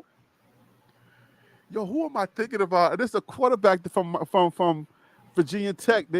I remember them playing in a big bowl game, and he was like one of those running quarterbacks. And yeah, they talk about him being inconsistent or whatever, but it had more to do with other factors than him himself. Maybe it's Michael Vick. Maybe it's Vick that I'm thinking about. That far back? No, hold on. Yeah, I'm thinking. Is it Vick? Is it Tyrod? Not Tyrod. Is it Tyrod Taylor? Ooh, not Tyrod. But anyways, I'm trying to make a case for each. Like, I'm trying to see. Maybe okay. Let me put it to the chat. Hey, chat. How would y'all grade the second half of the Power Four? We got the ACC, the SEC going top. Then we got the Big Ten, and then we got now we got the ACC and the Big 12. Like, I'm not thinking about Patrick Mahomes, not Patrick Mahomes. So, guys, give me your best. Is it ACC and Big 12 in the second half of the Big 12 of the Power Four? TCU did play in the championship game. They are in the Big 12. No, yeah, but I mean, can you even consider? Can you even consider like yeah. The fall off was too sharp. You gotta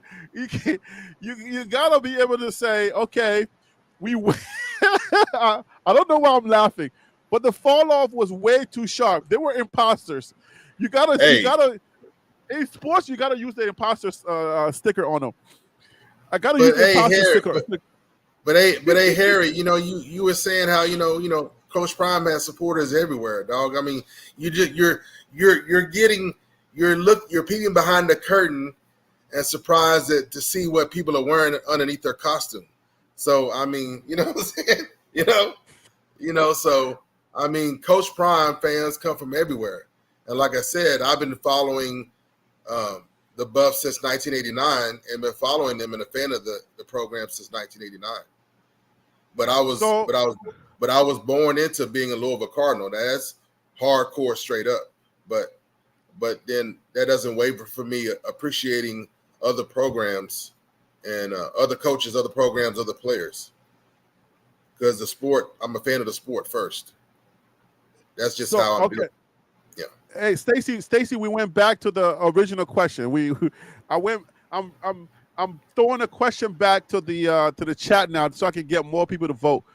Is it going to be SEC, Big 10, ACC, and then Big 12, or is it going to be Big 12 and ACC? So we're still kind of battling. We don't know if it's the ACC and then Big 12, but I want to say Big 12.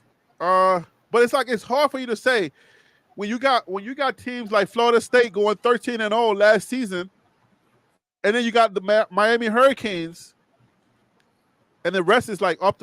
Well, then you got. That's a bad word, Harry. What, Miami Hurricanes? Why is that a bad word? Say what it again. Happened?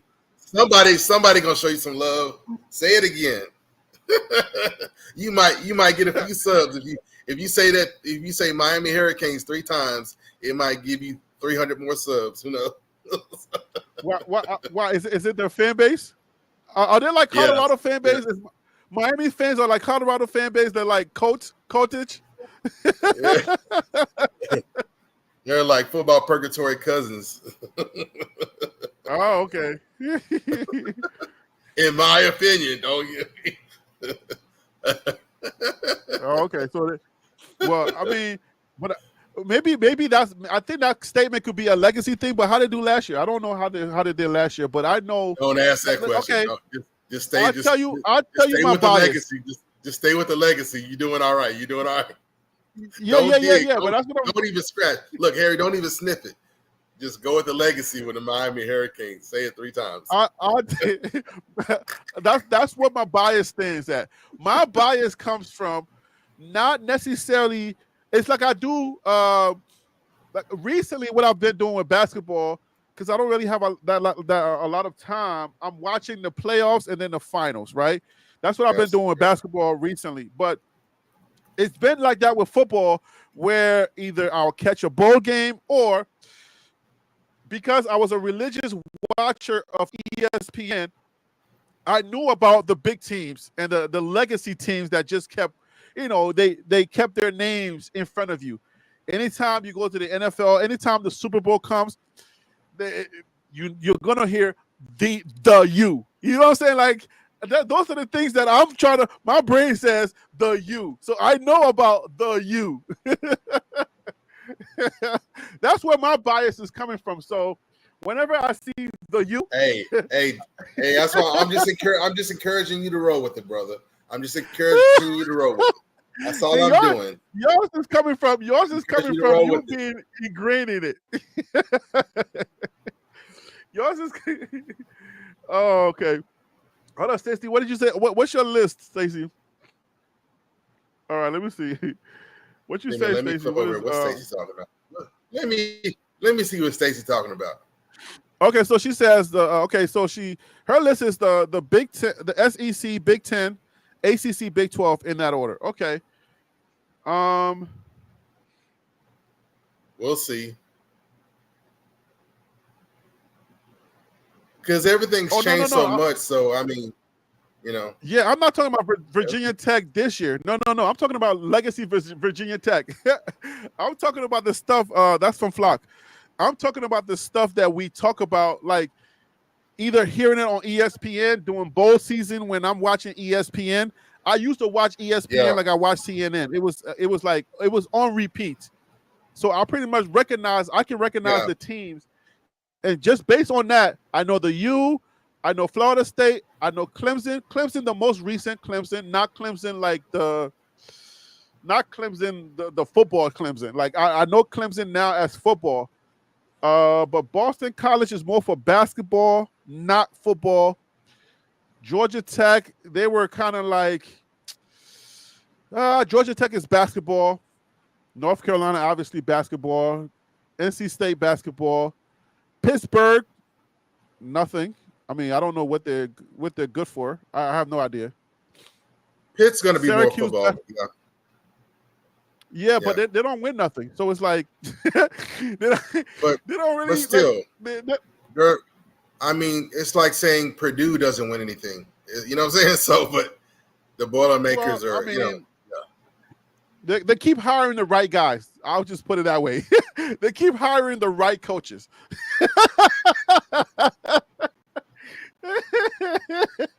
All right, let's just leave. They hire all the right coaches, but everything else is Wake Forest. Come on, like everybody else is. Basketball. I just know basketball. Yeah, it's all basketball. It's all basketball. Football. Yeah, football. I don't know. And then I just learned about the Big 12. I know Colorado used to be in the Big 12, and I just learned about the Big 12. So, I would say it's a toss up. At the end of the day, it's a toss up. So yeah, Purdue. I mean, I know about. Isn't Purdue for chicken? Do I? Do we know anything else about Purdue besides chicken? Yo. Don't do the Boilermakers like that, dog. Don't do the Boilermakers like that. All I know about Purdue is chicken. That's it. That's all I know. I'm telling you, that is not a hit. They produce quite a bit. They still produce quite a bit in the trenches. Yeah. You talking about for the NFL? Yeah, we're talking football, right, or no? Well, yeah. If you say they produce, Purdue has been fairly balanced when it comes to their athletics. So you really can't point their finger at basketball or point their finger at football because they'll show up even in the same year competing, in multiple sports. They've been a balanced athletic program, in my opinion. So because they're always higher. So the Boilermakers show up on the map more often than not, where other schools have just disappeared because they only have one primary sport. So yeah. So what? Okay, so but obviously I've heard the Purdue name more for basketball. I've never really followed Purdue football to say Purdue has been producing. Well, I would say because of Glenn Robinson, the big dog Glenn Robinson. That's why. But how far back are we going for? How far back are we going for Glenn Robinson? And then how many years did he play? And then how many years did his son play? I'm just saying, Harry. Over the years, it's subliminal that has popped up more and more and more. Purdue Boilermakers because of Glenn Robinson, and then his son, and then I'm just saying that's over 20 years of hearing about the Robinsons and Purdue Boilermakers, and even his daughter, a track star. I mean, I'm just saying, they've kept Purdue in the news and related to basketball because of that family. Yeah. So okay, why did they call it the Boilermakers? The last video I did, I talked about the Boilermakers, and I was making a joke. I was like, why the heck are they calling them the Boilermakers? Like, is that because of I believe it's because of the steel mills. So boilers were founded in where is Purdue anyways? Where the heck is Purdue? Indiana. It's Midwest. Indiana. Yes. In the Midwest. Okay. Yeah. I believe that's from, the steel workers. And you have to keep the hot. Isn't Pittsburgh known for steel? You have to keep it hot. Isn't Pittsburgh known for steel? Yes, but during the industrial age, they couldn't make enough. So it wasn't the only they didn't have the only steel mills. Excuse me. Okay. It's an engineer. Okay, it's an engineering school. Okay. I'm scrolling too far. What did I scroll past here? What the heck were we just watching? Okay, so let's continue down this line. Who is your I'm just trying to take the football guys, not trying to go to the basketball guys. I'm just trying to take the football. Who is your Miami Hurricanes for the Big 12? Just for football. I'm trying to see if we can play Arizona in the State. Oh, word? Cristobal and Dunningham on the rebuild. Oh, I'm gonna get some hate mail somewhere. You talking about Dillingham? I'm gonna get chased out of chats when I. Yo, stop playing. I'm gonna get chased out of chats now, dog. Hey, hold on. Hold on. Stacy, my co-host, says Colorado. Wait a minute. That's a good one. No, dog. Wait. Okay, hold on. Time out. Okay, maybe I've been off my rocker for a minute. Hold on. I didn't know I was going to have so much fun with this thing. But hold on, I'm having too much fun with this. I meant to be doing this while we were on, and I'm... Wait. Are you telling me that Miami Hurricanes have fallen off that far? What did I miss? What happened? See, Stacy need to behave herself when she go into one of these other chats on one of these other channels, because we got the CU Buff community and college football community. We all out here. She gonna get teed. Her car is gonna get teed. And they're gonna be looking. They're gonna be standing on their hood, looking at her through the window, talking smack, messing around with these canes. Now y'all gonna make me do this. Hold up. I gotta look up Miami Hurricanes. This is new coach, resurgent program. Cristobal. Well, look, Cristobal got a win or he out. Coach Prime ain't got nothing to worry about. Really, Dillingham ain't got nothing to worry about. We got to find a program that's on a rebuild. And their coach on the bubble. So hold up. Oh, wait a minute. Rutgers beat Miami Hurricanes? What year? Harry, don't do it. Don't do it, Harry. I have to. Hold up, just man. No, because I'm in the dark. Miami Hurricanes. I said it 3 times. I'm good. No. Hold on. Don't come at me. Don't come at me, Kings. I love Coach Hayes, man. I'm gonna be in a Coach Hayes. I love listening to Coach Hayes. I follow Coach Hayes. Don't come at me. I'm gonna be in there. Don't come at me. But this is your Louisville Cardinals right here. Y'all beat them. Harry, stop. No, I'm learning. Hey, listen, I didn't know I was going to do a show and learn on the spot, on the fly. I'm just literally trying to learn. I'm just saying.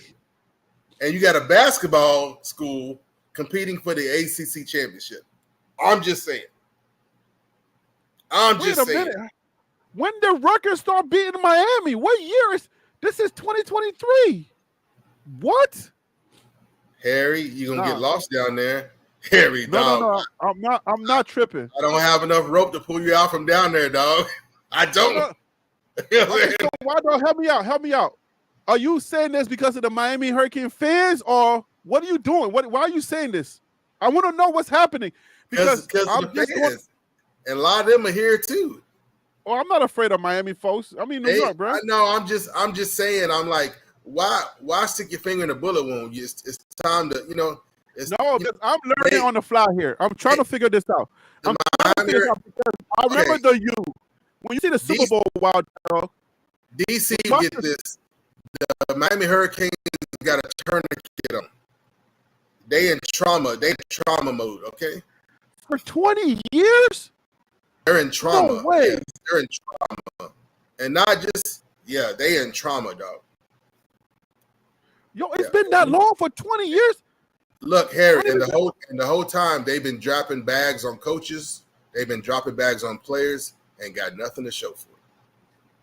That's why I said they've been hiring all the right coaches.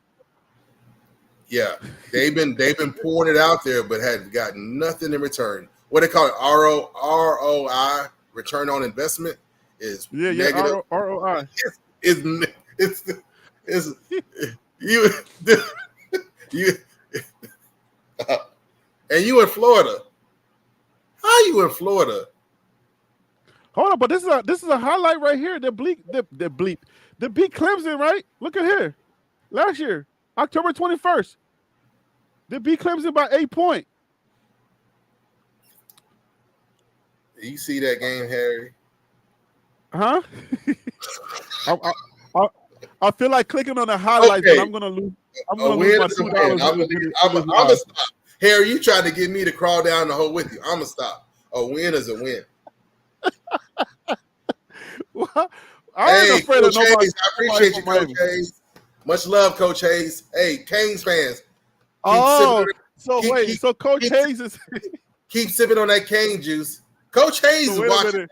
Okay. Hey, so I keep see what's sipping on going that on. cane juice. You need it.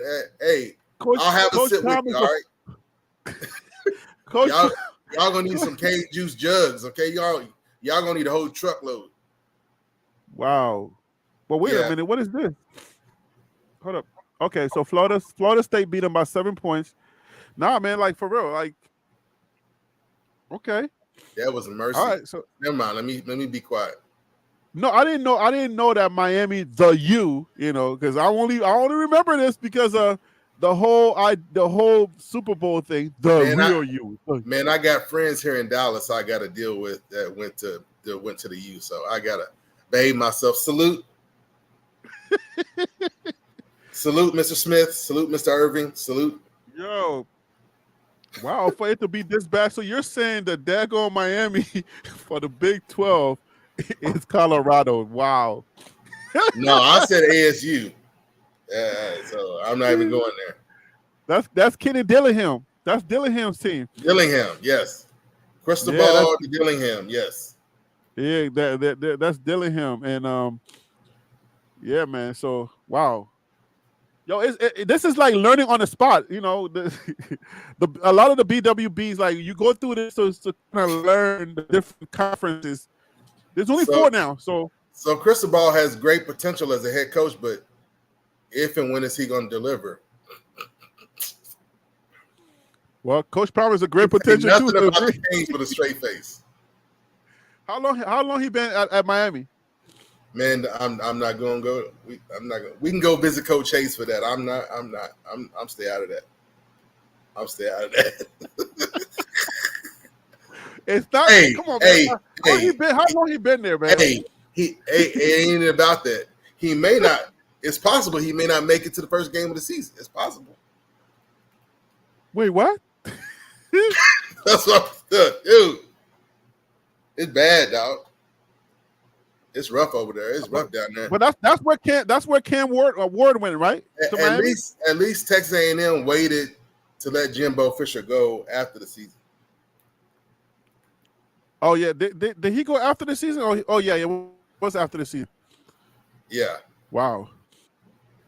But he had a winning record, right? When he left. I don't know who his friends is. I don't know who he's got that's got his back, but I don't know who he's got that's got his back. But somebody's is keeping him in that seat. Somebody's got to be going, putting all their favors in to keep him in that seat. So you got the Gators, and you got the U. They're all in trouble. So the only ones that Florida's really holding down right now is going to be. Would you say UCF and Florida State? Those are the only Florida powerhouses right now, right? That would be it. Yeah, and then the other schools are good for the programs that they are. Like we got to face UCF. That's not going to be no joke. So it's lots of talent. It's so much talent down there in Florida. You can take all the 5 stars and all the 4 stars out of Florida, and them 3 stars are going to show up and still be flooding the draft every year. It just is what it is. It's Florida, So Dan Lanning replaced Crystal Ball? Because Crystal Ball is what he's at Miami because he went to he left what's the name and went to Miami? Is that how it worked? Are you thinking? Are you I don't know. I'm sorry, brother. okay? Because So go ahead, man. yeah, DJ Uwagalele did go to Florida State. That I know for sure. Yeah. Okay, Oh, so Cristobal. So that's what Stacy is saying that he went to. Yeah. So, but was he winning at Oregon and he left to go to Miami? Was Miami bigger at the time when he left? Because that wouldn't make sense if you're winning at Oregon. Then why if go to Miami that's been taking a nosedive for the past 20 years? if He if want to go. He want to go play savior. if the bag is as big as your a year's salary Oh, or more, yeah. oh. I'm So you're I'm trying. just I'm just saying I'm just putting You out got too many hypotheticals out friends. there. I'm just saying. You got too many friends. So that's like a Coach Prime for you. You got too many friends in Miami for you to just talk to me. Just Just connect to the plug in, man. Don't have nobody knocking on my door. Next time I go, I'll be having to explain myself. No, man, no. And we ain't talking about no regular folks either. We not talking about no regular people either. So Yo, they gave this dude $1 million. Stop playing yes, with me. one something. Yeah. They gave this dude $1 million. He was doing that good at Oregon. But that's the thing. Miami got money, man. Miami has money. They got support. They've been But they were man, just giving it away. yeah. You said it, I didn't. So I mean, the alumni, the former player, everybody's been putting in and using their network to not to keep the program up. And now you in trying to rebuild and salvage it, but then where's the results? Where's the ROI? Where's the return on investment? You know? Because he's the right coach. And You keep getting all the right. these high rollers, and Hall of Fame players kind of looking side eye at their program. It's like you really you and yeah you you know what I'm saying? You know. I mean, So look. okay, I mean, I've heard Warren Sapp bring up the U a couple of times. That's it. Man, that man should okay. be able to you know what I'm saying?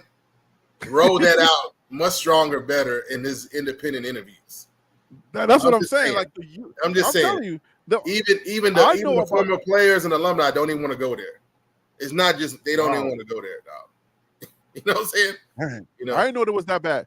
All right, but so yeah, let's go ahead and wrap up this ACC versus Big 12 conversation, and if we're talking about football, then Colorado should be able to beat the rest of these teams because I don't see any other football program that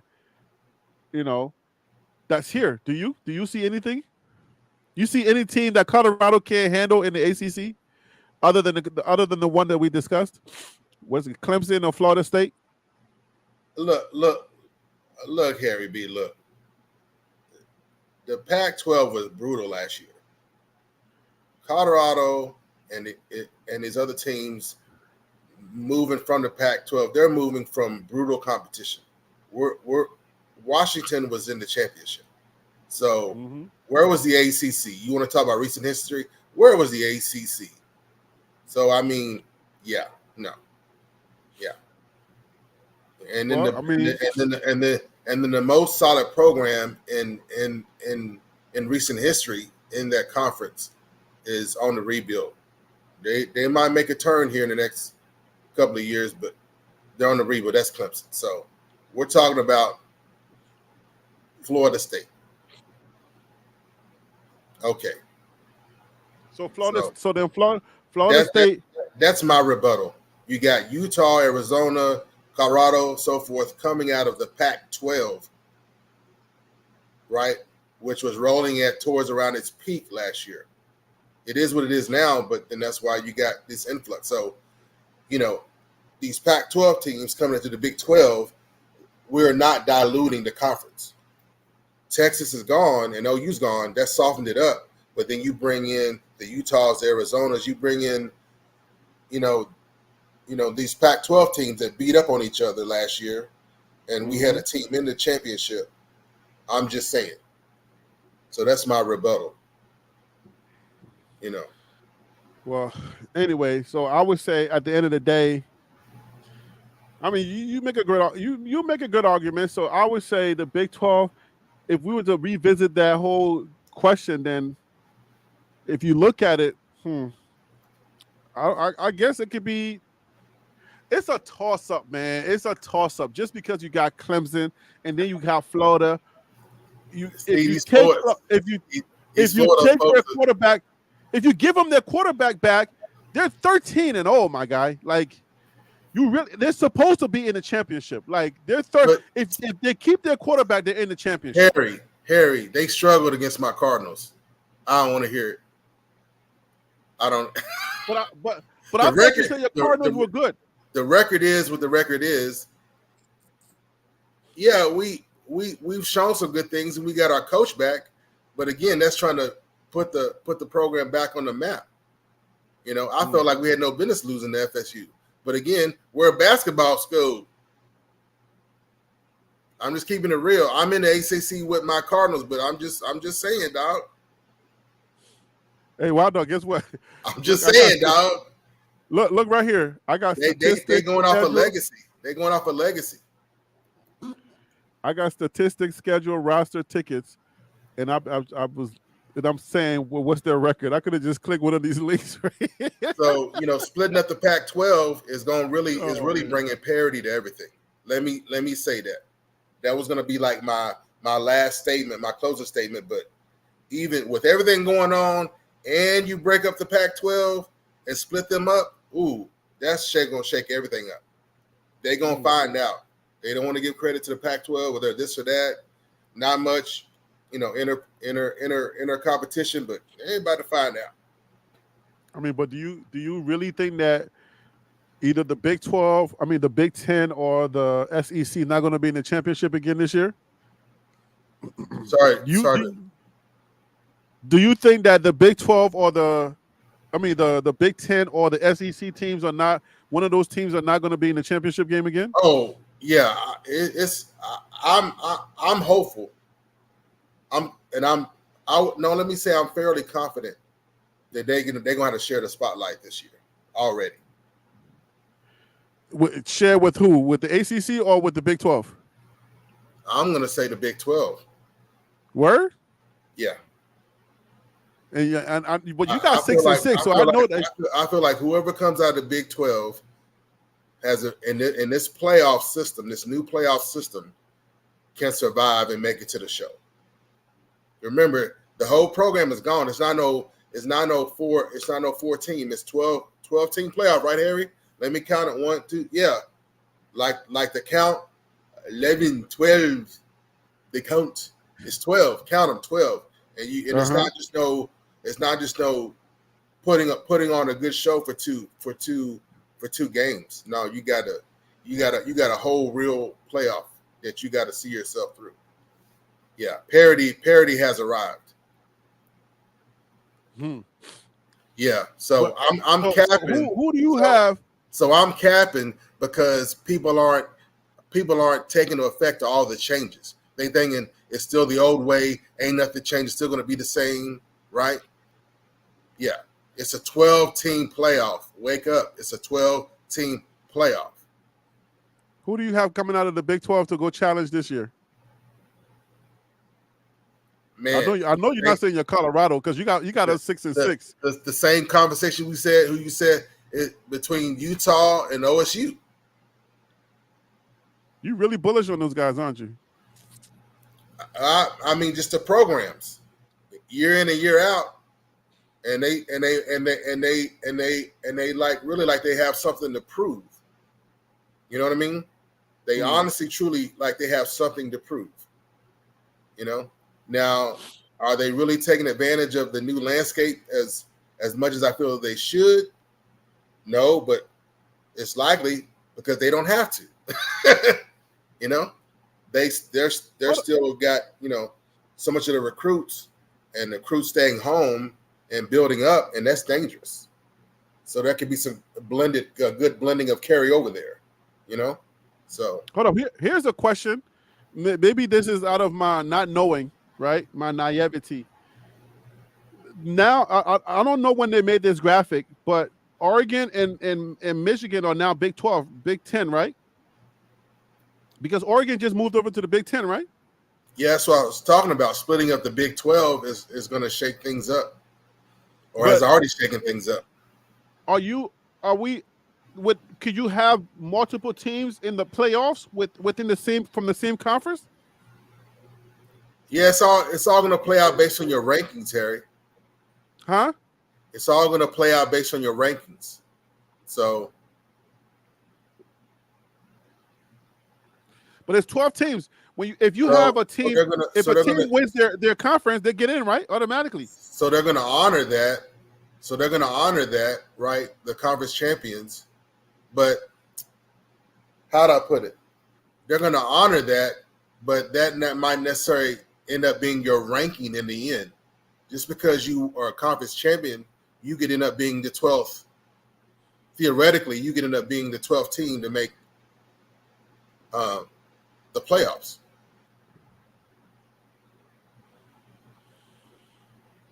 So I guess I'm a little. The committee makes their own rules. Well, that's obvious. So they're going to honor, especially after what happened to FSU, they're going to honor the conference champions, but that has nothing to do with your ranking going into the playoffs.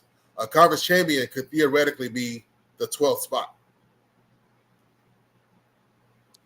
Yo, I mean, low key, the team that I hate the most, and I really want them to like bottom out is Oregon, and you know why? It's only because of. My only thought is that I know they're going to get. It's going to be brutal. It's going to be being in the Big Ten. You're going to get beat up. You know. Yo, I really hope my Oregon bottoms out. Like I want the lowly teams to beat them. I feel you, Harry. But for real, I'm born and raised in Louisville. Yes, I am a Cards fan, but I've been rolling with the Buffs since 1989, dog. Ain't nothing I want to destroy Colorado State University in Fort Collins. That's what I care about. Whip up on Nebraska in Lincoln and utterly ruin CSU's chance of even limping into their next game. Hey, Stacy, I want Oregon to bottom out. I'm sorry. I'm gonna keep the main thing. The rivalries are the main thing. Just for kicks. I'm looking up Oregon's schedule just for kicks. Look, and Harry, people still laugh at me when I'm saying like, hey, our season was made last year when we beat Nebraska and we beat CSU at home. Students when your student body runs the field, something magical has happened. Even if you're new to football, you understand that something high level energy has occurred, right? Hey, beating Nebraska and beating CSU at home. I got pushback on that. I got pushback. I think our season was made when we beat TCU, where nobody. I'm saying from a Colorado fan. You saying from an optic point of view. You're right. From an optic point of view, coming into the season, beating them, yes. But from a Colorado fan, a long-time Colorado. You talking about a rivalry? You talking about from a rivalry standpoint? We could have lost to CSU. We could have lost every other team could have whipped us, but we beat Nebraska and CSU. That made the season. I'm being honest with you, and your response is normally what I get. No, I mean, but the reason I understand the rivalry thing, but the reason why I say that is because you got to keep in mind that TCU was, runner up. They were the runner up, and nobody gave us a chance against them. So for Colorado to come out and then Shador throws for 510 I get it, yards, Harry, but us Bucs fans was that's nice that we matched our record from last season. But what can we do with this? What can we do with the Cornhuskers and the Rams? That's just real talk. Okay, this is just for kicks before we close out. All right, we got like 7 minutes before we close out. I wanted to do this for kicks just because Dan Lanning, I hate him so much. All right, I should have, Harry, mess around with you today. I should have brought my big ice pack over here. I'm holding on, brother. I'd rather go in. I'd rather go in on the Ducks than go in on the Canes. Mike said to check my email. Hey, Mike, I'm checking my email. I don't see anything yet. I don't know where you send the email. But join tlplive@gmail.com. Send it to your old email, probably. Yeah, you probably send it to the old email. Unless my phone, because you know what's been happening? My phone hasn't been updating in real time, which is very weird. So if anybody try to come on the show and then send me, like, I realized that at the end of last show, like a couple of shows ago, after the show was finished, then all the email just populated. I was like, oh man. But no, this is just for kicks. Then we can finish it. We can finish the show. Like, we got 6 minutes. Let's just do this for kicks. Because I hate Dan Lanning so much. Like, he is such a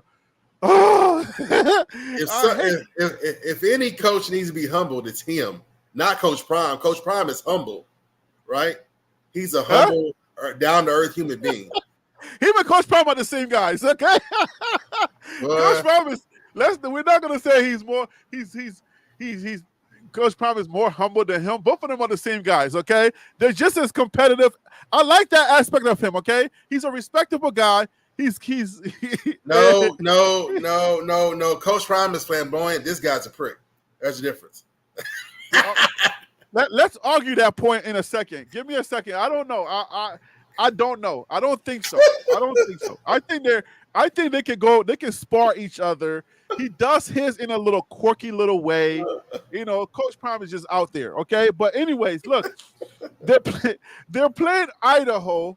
I'll give them Idaho.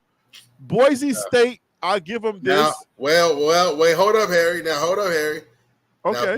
Now, Boise State has been known to flex. Are they going to be their North Dakota State? If you want to see them get punched in the mouth, that might be the first punch in the mouth. Not that they'll lose. Not that they'll lose, but okay, I'm just saying. Yeah. Well, is this going to be? This is not going to be their. Would you say that this is going to be their North Dakota State? I would keep an eye on this game. This game is going to affect their ranking. How well they do against Boise State. So Boise State is a powerhouse? Boise State could lose, but spoil Oregon's rankings. This all matters, Harry. We got to take all the crumbs and make a cake, okay? So now you're gonna make me go check out Boise State. Yes, right, you should. Trust me. Oregon State, They got the Beavers. They know them way too well. Oregon's a solid program, but I mean Oregon State's a solid program, but that's an interstate rivalry, and they know each other too well. That they're gonna be about. I only see one loss. I only see Ohio State. They're losing that game. Okay, let's Oregon. But I mean UCLA. They're in LA. It's a probability. Nah, like they could have an effect on their ranking. Let's put it that way. UCLA could show up and they could have an effect on Oregon's ranking. Oregon could go from 15 to 16 or something. Who knows? I'm just saying. I'll give them this, and this is Midnight Mel's old team, right? Yeah. The problem here is that they're in Oregon. Yeah, that's a Michigan State gets that L. Yeah, this is Oregon's first L right here. Yeah, that's Oregon State's first L right there. They're losing to Ohio State. Michigan State on their best day in Oregon is just and 9 p.m. Pacific time. Oh no, dog. no, dog. Yeah, Ohio State's beating them. I got Ohio State. Yeah. Purdue. Ooh, the Chickens. They're beating Purdue. Stop it, Harry. Boilermakers. Put some respect on their name, dog. One of my trainers. I know Purdue for chicken, okay? Leave me alone, okay? My trainer for the office, my O-line trainer was out of Purdue. So hey man, I know Purdue's for chicken. I'm from Kentucky. I know Purdue pretty well. Stop calling them the chicken company. That's not even the same thing. That's probably not even associated with each other. Who knows where that's from? You know what I'm saying? You don't know? Purdue chicken is not from Purdue. You need to get your chickens. You need to get your chickens from your local small farmers, man. Go, get your eggs and chickens from regional farmers, dog. All That right, ain't I'll get got my nothing to chicken do dinner. I'll, I'll Glenn get my chicken. Robinson, big I'll dog, get Glenn local Robinson. chicken. I'll Glenn get Robinson local the chicken. third. Glenn Robinson the third. Is it the Alini or Illini? What are we calling? Illini. You supposed to have this fixed already, dog.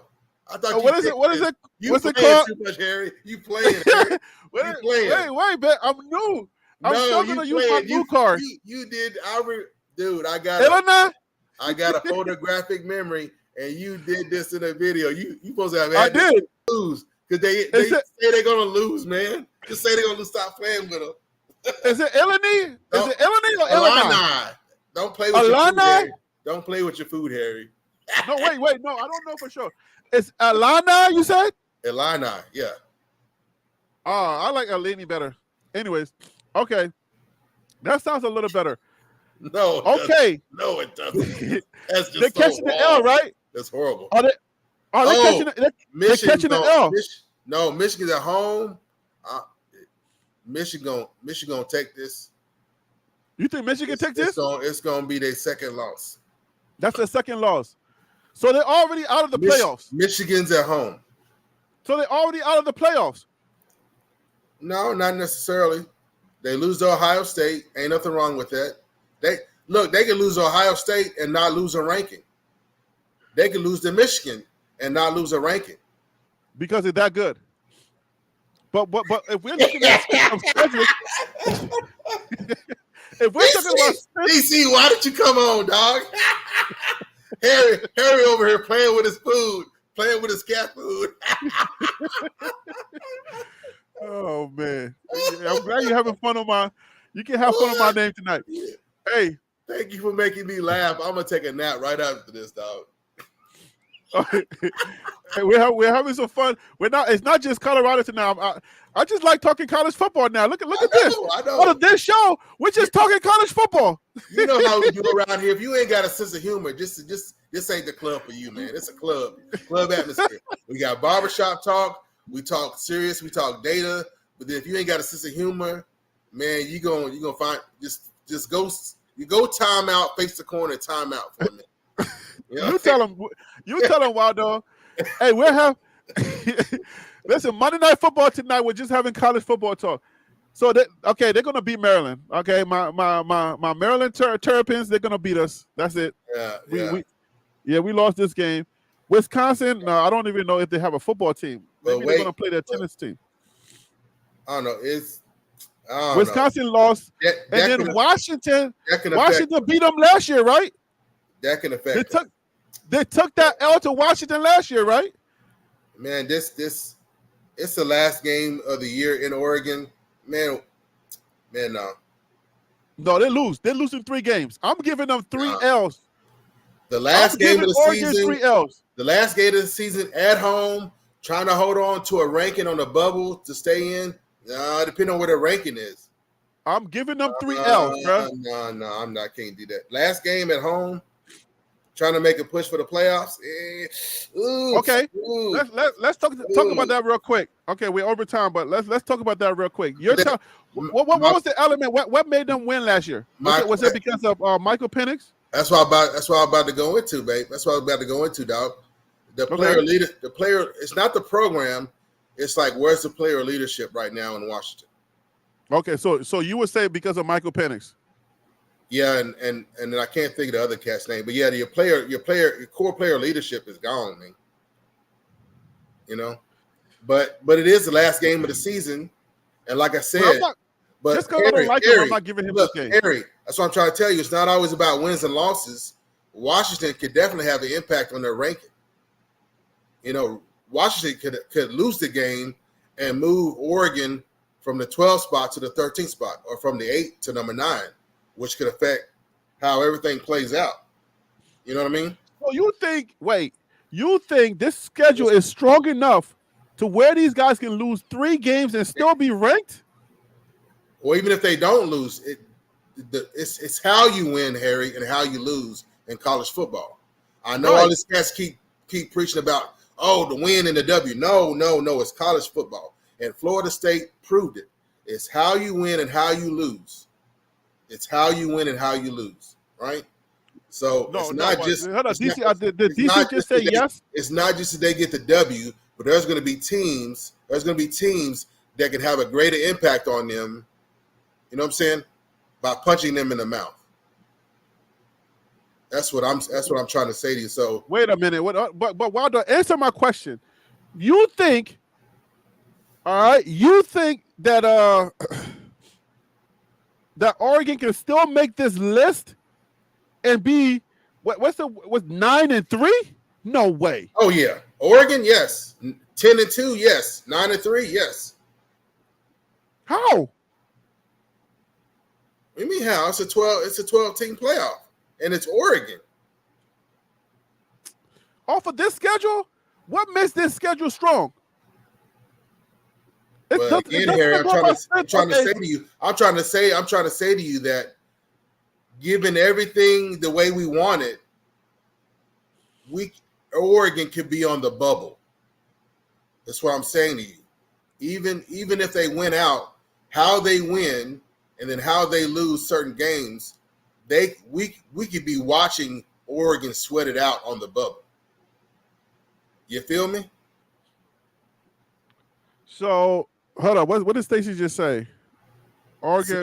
So if Boise gets the better of them in the second game, and then Ohio State puts it on them, and then what's she? Let me see. It's not that if Oregon gets past OSU, they are championship bound. Huh? Okay.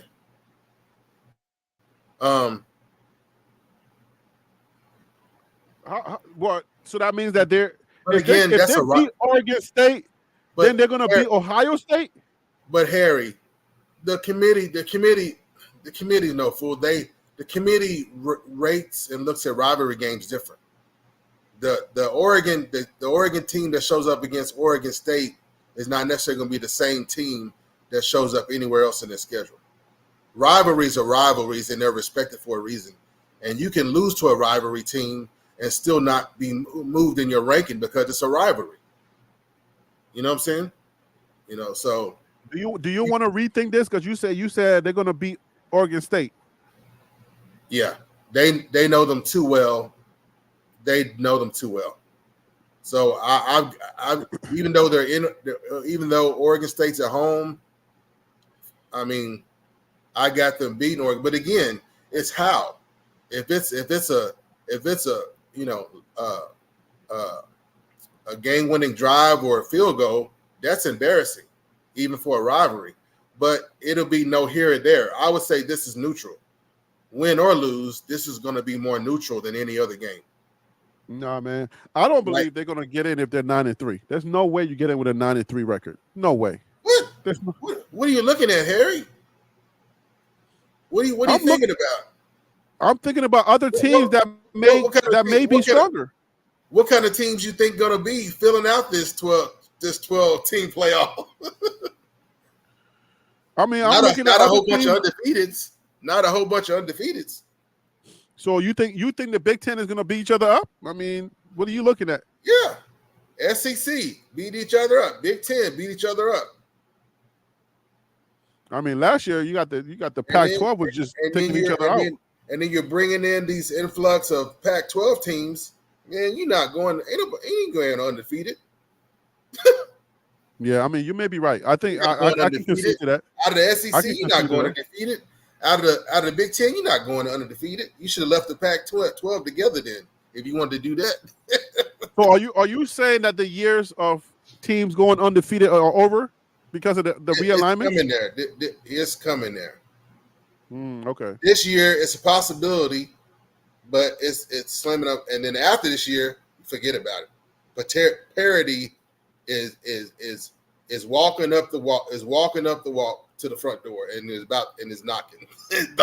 So now you got to keep them honest. Now you got to keep them real honest because at the end of the day, you know, you got to say, well, the teams that are actually playing football, you can't just give it to your favorite team. You can't just give it to somebody who goes undefeated. Now you got to really do your job and think about it. Like, if you have teams that are 9-3 and And I don't have a problem being a bearer of what some people call bad news, but it is what it is. I mean, the old ways are gone. This is a new landscape of college football. Yeah. Whole complete landscape of college football. And so they might kind of have their way this year with a SEC or a Big Ten team winning it all, right? But then that's it. Even this last year, Harry, they shared the scene with the Pac-12 with Washington coming in. So even without all these major changes, you already had to share the show with a different team. So I don't know why people keep talking about you talking crazy. You know, man, just look at history. Just what happened last year. Well, they lost. They got their butt toe up. Well,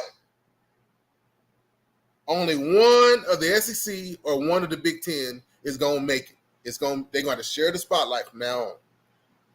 Hey, and just to piss people off, Colorado might sneak in there. Look, now I'm telling you, Harry, we're going to have – look.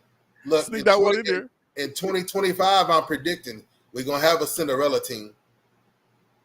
Might be Colorado. We're going to have a non-football program team just come out of nowhere. Make it to the playoffs. Non-football program team because we might be there. I'm just saying. And all they gotta do is win, show up in the first round. All they gotta do is show up in the first round. Hey, Wild Dog, but guess this. Colorado is actually a basketball and a football team in a football school. Colorado has been getting into the tournament. I mean, you developing multiple athletic programs at the same time. Oh my God, what's going on? I'm like, what's happening? Did Colorado win a natty in skiing? So look, Harry, even the colors match. Colorado is Purdue. Chicken. Direct from the farm, baby. Direct from the farm. Get it from your local grocer. Get your chicken from your local grocer, man. We gotta end it there. I raised chickens when I was a kid, so that's what I know. Me too. I had chicken. I had pigs. Right. I had pigs. I had chickens. I had ducks. That's all I can remember. I was real young, but I remember. Yeah. I definitely remember the pigs. But we had a lot of chickens and roosters and stuff like that. Well, I wish we had video back then because my granddaddy's rooster should turn my daddy up. Oh wow! And the same rooster would protect me. You know. Oh so yeah, those roosters they get mad, boy. They start. Yeah, it was brutal. It was bloody. So it was my job to go, collect and harvest the eggs and put them out for the milkman. So we trade our eggs in for milk and have a credit, and they would cash us out at the end of the year. Your channel has been popping lately, man. The algorithm is actually showing me videos from Wild Dog's channel now. Show me some love, folks. Show me some love. If you ready, Wild Dog, just say the word, Wild Dog. If you ready, because now you just got a bunch of shorts on there, man. If you ready, just say the word. Harry, I'm struggling, dog. Look. I mean, because I come from entertainment background and I did work in film, but when I got sick, I'm not quite myself. But look, I know to write down the script, write down my key points, then I write down a script, right? Then I roll it through my mind. I practice it once, and then I lay it out, and I still mess it up.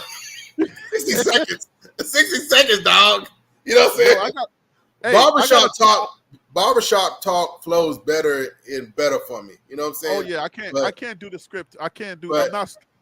But those minutes, and I'm just like, and then I did one really good. I'm like, how did I do a minute 11 seconds? Oh man, help me! And trying to edit, dog. I think I was up all night trying to edit that. And thank goodness my phone has a stylus. Dog, it's embarrassing. We'll probably take you 5 minutes, take me 5 hours. That's just real talk. That's just me being honest. So hey, we got to get you on the computer editing. But hey, if y'all can bless me, hey, chat, BWBs, y'all can bless me. Yo, YouTube. Go to Wild Dog. I want everybody to go to Wild Dog's channel and let's bless him with a subscription. But are you ready? We don't want to come over there and then we come to a desert. Okay? No. I mean, if you're not ready, just wait for it. No, you said get out there, so I'm just out there. And I it was, know what I said, but I want to make sure that when people come, they're coming to something. And it's coming. It may be a little late. I may be a little slow, but when I'm fully capable to lay out 60 seconds, I'm putting out shorts. That's where I'm at, putting out shorts. And then YouTube, and people can just click on your name in the chat and get to you. Oh, it should be able to. Oh, it's weird because even if you do a search on Wild Dog 357, YouTube gives you wild dogs like from Africa and Australia. Hey, Wild Dog, are you on the computer? Are you using your phone or are you on the computer right now? Hold on, let me find it for you. I'm on the computer, but you're right there. Go to your channel and copy the link and paste it in the chat. Okay. Before we go, so go to your channel, click on your name. Okay. Because YouTube click on your name and then just copy paste the whole channel link and put that in the chat. Yeah, because YouTube said I have to have 50 subscribers before I can go live. Oh yeah, you're not ready for live yet. Yeah. So I need at least 50 to be able to go live. And then like when I go to events, I could just go live. Like I could have you live with me, you know. DC said you got an OnlyFans. DC said you got a Stop, man. I'll shut it down. Don't do me like that, man. I'm retired, not dead. Yeah. Are you twerking on your OnlyFans? Hey, all I need is one good leg. I danced for years, so I'm still surprised. One leg, one arm, I still be getting down. Why does I still got it? I surprise myself sometimes. I'll be like, hey, I'm trying to. Hey, but you know, Harry, me coming on with you is speech. This is my speech therapy. You know, even I know you told me that. I'm glad. Yeah, because it's my speech therapy, man. It's keep my mind going, keep my speech motor skills going, and helping me feel alive. Okay, I'm over here now. Okay. All right, just click on your name in the URL. Just copy and paste that into the chat before we go, because I gotta log off soon. So I want you to do it before I go. Yeah, yes, sir. I'm. Oh man, and you supposed to, Wild Dog, let me tell you this. Every time I ask you a question in the email, you never answer the question. I'm like, is he getting my email, or is he, like, I'll send you an email, I'll be like, hey, Wild Dog, what time do you want to set up? Then you'll be like, you'll send me something, you just change the conversation. I'll be like, is he getting this information, or am I tripping? Because I just think you being New Yorker on me or whatever. No, I'm asking. I said, Wild Dog, when are you ready for me to help you? Well, one time I did answer you, and after that, I'm like, oh, he just New Yorker me. He just nah, man. He's just big. If I can't get I would never do that to you. Just copy paste the link. I'm trying. I just doing all kind of crazy stuff. I'm on my channel. I got my link, and it won't let me copy it. No, you just so weird. All you're doing is just click on your name. I could have just typed it out at this point. No, just click on your name. It's easier. Just click on your name, and then go. Once you go to your channel, just all you gotta do is just go to the top where it says www.youtube.com, and then all that. Just copy and paste that. That's it. Like right now, I'm on my channel. I'm in the YouTube app. I'm not on the browser. You're right. That's what I was saying. Are you on a computer? That's why I asked you that. Yeah, I'm on the Chromebook, so I'm on Chrome, Google Chrome. Just if I just slow down, I can. There we go. Copy link address. It was just doing something weird. I'd right click. Just doing something weird. Just copy that and just drop it. Man, okay. I'll probably get to it faster than you. Yeah. So, hey. I already told you. I got to it way faster than you. hey, that's what I'm in here though. I'm in here. And that should be an encouragement to anybody else. If I can do it, ain't none of y'all got no excuses. Just right. Ain't nobody got no excuse right now. Because Wild Dog got it. You got something to share. You got your niche. You're a unique human being, so you have something unique to offer the world. You know. And All I right, like so YouTube. I'm familiar with YouTube, so bada some of bang, the other right social there, media there it is. Anybody is want to click on it? I just copied and pasted it right there. DC is clowning right now. DC said, why you Wanda, want you to do gotta me like unplug that? your house phone and plug in your modem.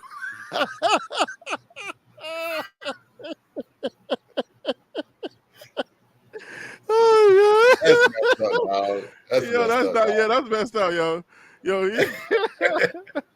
Oh my gosh. Hold on, I used to let's set see. up, and the fact I used to set up modems, I used to be a tech back in the day. You know. So look, you already did it. I'm still committed. I'm still committed. See, the tenacity is still there. That's how that's how I'm able to tell folks, hey, I'm retired, not dead. And Hey, live life. Waldo, you're talking over your own audio, man. Let people listen to you, man. You're talking over Oh, your you own got me audio. on? You got me on? You don't see yourself? No, I'm still trying to paste this link into the chat. I already got you. I already pasted it for you. Yeah, but I'm committed. I gotta complete it myself. Go back to StreamYard. You'll see you're on the screen. I got to it way before you. You've been doing it for the past 15 minutes, bro. I had to. I got to it before you, man. I got you on the screen playing. Are you back on the StreamYard? Go back to StreamYard so you can see yourself on the screen. Ooh, man, I look wild. Why my eyes bugged out? Why my eyes You bugged look out? wild, dog. I don't know what that was. I don't know what that was. I don't know. That must have been like midnight, 1:00 in the morning. Who knows what time that is? Hey, you Look, look by the time a wild. game is over and I get myself together, hey, Stacy, that's hey. But And DC I just do pro teams, I do college, I go to high school games, so no telling where I'm gonna be. So, that's what I was saying. That's what I was saying, Harry. Like, if it's non-basketball related, or even if it is basketball related, shoot, I can just show some love and just put it out there. Be like, hey, this is Wild Dog for TLP Sports Club. so that's why I said, listen, if you need and help link with your the channel. technicals, if you need help with the technical stuff, you got to hit me. You got to hit me, but you got to tell me what time is good for you, so that I can help you either I'm over the. retired, Harry. You got to hit me so we can do it over Zoom. Yeah, I'm retired, Harry. But what does that mean? I'm forced into retirement. But that's what I say. But you need help with the technical stuff, right? I can make myself available almost any time that is good for you. Oh, Easy. okay, that's what you're saying. And if you have a change in plans, no hard feelings, just let me know. I'm just saying, because I'm forced into retirement. All right, copy that. Okay, so then I'll make even if I have my son has seen, like when I started doing podcasts and live barbershop talk, my son has seen how it's helped me improve, and how I've improved since I've been doing this. So he's behind me. So if it's something related to me doing a podcast or a show or me to Zoom with you, he's not going to be tripping. He's behind me 100%. So yeah, that's what's up. Well, you got a few subscribers. Okay, we just got you a few subscribers, so now you're compared to. That's two. Hey. No, that's more than two. You got way more than two now. You got Stacy, you got DC, you got Son of Yahweh, you got JG. Yeah, man, you got more. So, yeah, you got subscribers now. Does this mean I need to start kissing butts, Harry? I don't know. You don't have to kiss butts. It's better that you're authentic. Don't kiss butts. You'll lose the subscribers if you start doing that. You gotta be authentic. Hey, are you eating Doritos? I think we're into the after show now. We've been. DC said he's retired too, but he's been eating Doritos and pudding pops while watching old Matlock episodes. Dang, they still got those out? Matlock? Hey, retirement for me has been just being a good steward over my son and man, and serving my community, you know, That's what's up. and volunteering and being transparent, sharing my story. And to me, there's no such thing as TMI. So, I mean, I've had newspaper articles written about me since I got sick, and been to the mayor's office, talked to all the hospital systems, been to churches, rec centers, one-on-one, any way to get the word out about wellness and getting help and giving, and then giving help in return. That's what I'm about. You know. That's what's up, man. Yeah. So while we're live, Wild Dog, I'm gonna get some time, and then I'll shoot you a link for us to have a Zoom. All right, we're supposed to have this conversation in the club members conversation, but we keep missing each other in the conversation email. So I'll make a time, like you said, you got free time, so I'll make some time, and then I'll shoot you a link, and then you can reply and let me know if you're available or not. Yeah, and it's up to you if you wanna live it or record it for members only. I'm good with that. Okay, you know? All right, all right, man. So let's get out of here. Let's get out of here. It's 10. We did a 24-minute off the cuff talking about Wild Dog. So that's because I love you so much, man. My ice pack is melted. I'm in overtime right now. Hey, you and Willie, okay? You guys, your Benghays are wearing off. That's what we gotta. It's time to take my nighttime meds, drink some peppermint tea, and look now. And I got Harry. I got to write a script for this Boston Celtics game now. Wait, do you really write scripts for that stuff? Harry, you know, yeah, man. You can't talk off the cuff? Yeah, but you got 60 seconds, dog, on the short. You can't be fumbling around. You gotta get their attention, give them the meat. You gotta get their attention, keep it, and get out. So God forbid you cut it to 15 or you Geico it. If you Geico 15 seconds or 30 seconds, you'll be there for 5 years. my analytics are saying that people only got a 30-second attention span. They're only watching for 50 to 60% of the 60-second short. and then one of my other friends, a content creator, said, "Well, you doing good, dude."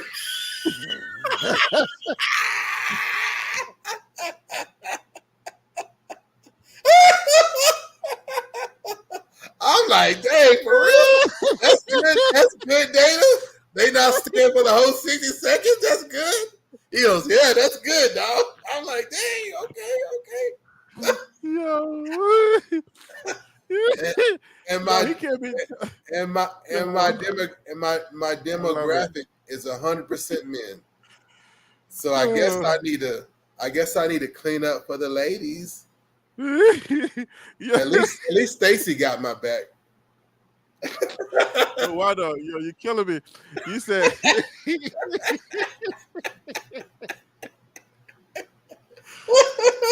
oh man, you said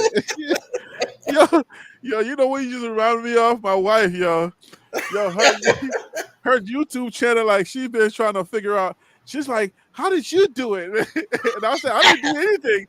I said, I didn't do anything. I just started talking and they like me. And she's like, well, I can't figure it out. And you said, when she gets 30 views, she's like excited. For me, that's a killer.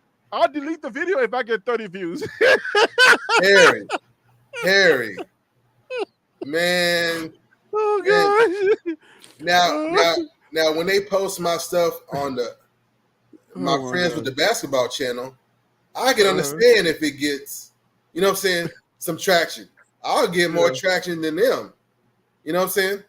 You know, but for on my channel, and I hit 400, I was like, something wrong. I rebooted. It's corrupted. Something ain't right. Somebody else's channel is bleeding over into mine. I turned it off, rebooted, cold boot.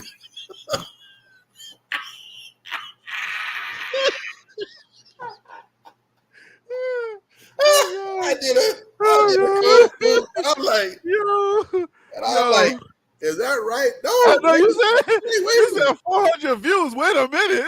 Then I hit my buddies. I said, look, did Hey, y'all look? Can you see? And they're like, yeah, congratulations on 400 something. I was like, you see it too? And I'm like, I saw it. I saw 400. I said, oh, Wild Dog is on now. Wild Dog, you made it.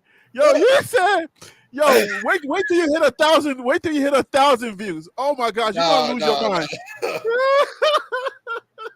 You know, cause then I do, because I learned how to tag. I put the link of the basketball channel in there. So when you go to their channel, it associates my shorts to them, because I'm, because I make appearances over there. So the basketball stuff, and they're like, man, I couldn't even get myself uploaded.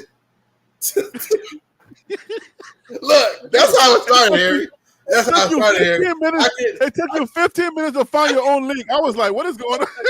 Look, Harry, I couldn't get my stuff uploaded to them for them to post it. And I was like, forget it. I'm just going to put it up on YouTube. And he was like, yeah, to just tag it. And I was like, and that's how it started, Harry. That's how it started. You know? I was like, I'm going to do a short. I owe you a short. We're in the NBA playoffs. And I've been at the Wings games, at WNBA games. I've seen Caitlin Clark play. I've seen Angel play already. And I was okay, I owe you a short. And I could not get that mug up. Yo. I was like, I'm gonna put it up on YouTube myself. That's the only choice I had. I couldn't email, I couldn't do nothing with it. I just uploaded it on YouTube, and that's how it started. That's how we call. That's a happy mistake for you, right? Yeah, that's how it started. And then now you got content. Now I'm like, oh, I say now I got it. I got a little help. I got it. And they're like, no, just I'm like, what? No, man, I got a little help. I got it. I can upload it. No, they like, no, you good. Put it up on your page. It's my personal page. It ain't no channel, dog. It's my personal. It ain't no channel. I ain't got no channel. You know what I'm saying? It's our personal. Hey, wow. Yo, don't mess around and get it's a drug. It's a drug, Wild Dog. Don't mess around and get 1,000 views. Hey, it's a wrap after that. Hey, Harry, you saw the email I sent you. The first video I put up, YouTube shut me down. I almost had a heart attack. They shut me down. Because they couldn't believe. I'm like, what did I do, man? That you was, they couldn't believe it was you posting. Yeah, they thought you got hacked. They're like, this dude been on here 15 years or however long. And I posted something, they come talking about spam and something. I'm like, what? I'm like, what? I had to give an appeal and all this stuff, and dog. I'm like, no. They couldn't believe it was you. They couldn't believe it was you. I was like, what I do? What did I say? You know? Oh my gosh! Because other channels was like, hey, dog, you put the link on our page, and you know. Oh my God. You know, they were like, but it went away, and I was like, yeah, man, YouTube shut me down. I was like, you for what? But then when they turned me back on, it turned out, I mean, everything was gone, dog. Every comment, every morsel, there was no trace of me ever existing on YouTube universe. What? You know, wait, they shut your channel down? They every single thing down, dog. Like I was terminated. And then I had to finagle to even put in an appeal to get access to it. I got lucky. I got lucky. Then all they did was say, "Oh, we apologize." Oh, dude, 2 or 3 days of just, you know what I'm saying? Wait, Stacey, you don't know how to work this thing? Listen, do I have to do a special live for my people? We apologize. After review, we apologize that, you know, we realize it was there's no evidence of spam or this and that. It's like, and then like I guess maybe they thought if I shared my link on other pages, right? But I got relationships, you know what I'm saying? Like we do, right? And so it's like they're like, oh, you was this and that, shoot us, you know, put the link up, or our members, other, you know, and so I was like, maybe it was a misunderstanding. I put up a link. And some moderator got overzealous or something, or thought, I don't know how they not would know who I am. You've been on YouTube forever helping other people, but You And never somebody posted flagged me anything. for spam, dog. Yeah, you never posted anything. So, but anyways, look, it's weird because now Stacey's saying that she don't know how to do it either. So y'all got content in y'all, but y'all saying y'all don't know how to do it. Do y'all want me to do something like maybe we have some type of thing with the members and then just show Yeah, y'all how to it's do this got to stuff? be. Okay. Yeah, members. That's what I said. I'll be the guinea pig, dog. If I All can right. do So it, okay, I'll set it up. I'll set it if up. I can do it, then everybody, Yeah, Okay. Football. Yeah, because Stacey, you got a lot of information. yeah, If this is something you can do like on the side, or you just want to kind of have fun with posting videos, I'll help you guys. Especially if you got a computer, I can help y'all, and I can show y'all. I can give y'all my keyboard settings Hey, Harry, because I fly. this is it Oh right here. no. If you just Oh got a Lord. phone, if you got a brick, look, you know what I'm Yeah. saying? Editing on the phone is a little harder because I do edit on the phone when I'm out and What do I'm you mean? doing something. What do you mean edit, Harry? Ain't no editor. Do 60 seconds and upload that mug. Don't no, you get too fancy, dog. That's why I said I need to be your guinea pig. No, you get way too That's fancy, why dog. it's taking you so long. You gonna be No, way too fancy, dog. No, no, I use no. I use the VN editor. Start. No, No, see, no, that's no, why no, it's taking you. no. That's why it's taking you too long because No you don't. editing. No editing. Start simple. Do You shorts. gotta keep Start, recording. When I'm you just mess saying. up, you go back again. Just start getting some attention, getting yourself out there. And when you get 50 subscribers, then do Wait, live. time out, Wild Dog. Wait. So every Live time you wait, requires no editing. wait, Wild No. Dog. So every time you mess up a word, you gotta go back and Hey, re-record the whole thing. but good thing I used to be a professional. Now if I'm rested and prepared, I do it in one take. But Wait, that how but many things? but What was your longest? but that first night, dog, it was like 7 takes. I was like, I give up. I'm like, this is not me. This is not who I am. I'm one take wild dog. You show me once, you can show me a 2-minute routine, and I got it. I Nah, can dance it. I can I show it can't let back. that slide. I can't let my people be out here struggling like this. I've done so Nah, much radio and we're doing television, Zoom so I can show you how to use the VN editor. We got to. but you got good stock here. I've done so much radio and television and film. You know, Oh. yeah. So as long as I'm prepared, like I know how to structure myself, and boom, yeah. But if I'm too tired or this or that, no, man, yeah. So, but that first night, 7. I remember 7. That's what Hold I up. remember. 7. Stacey said she let her in football. How you a girl and you let her in football? Like, would you one of those girls that got on the football team, Stacey?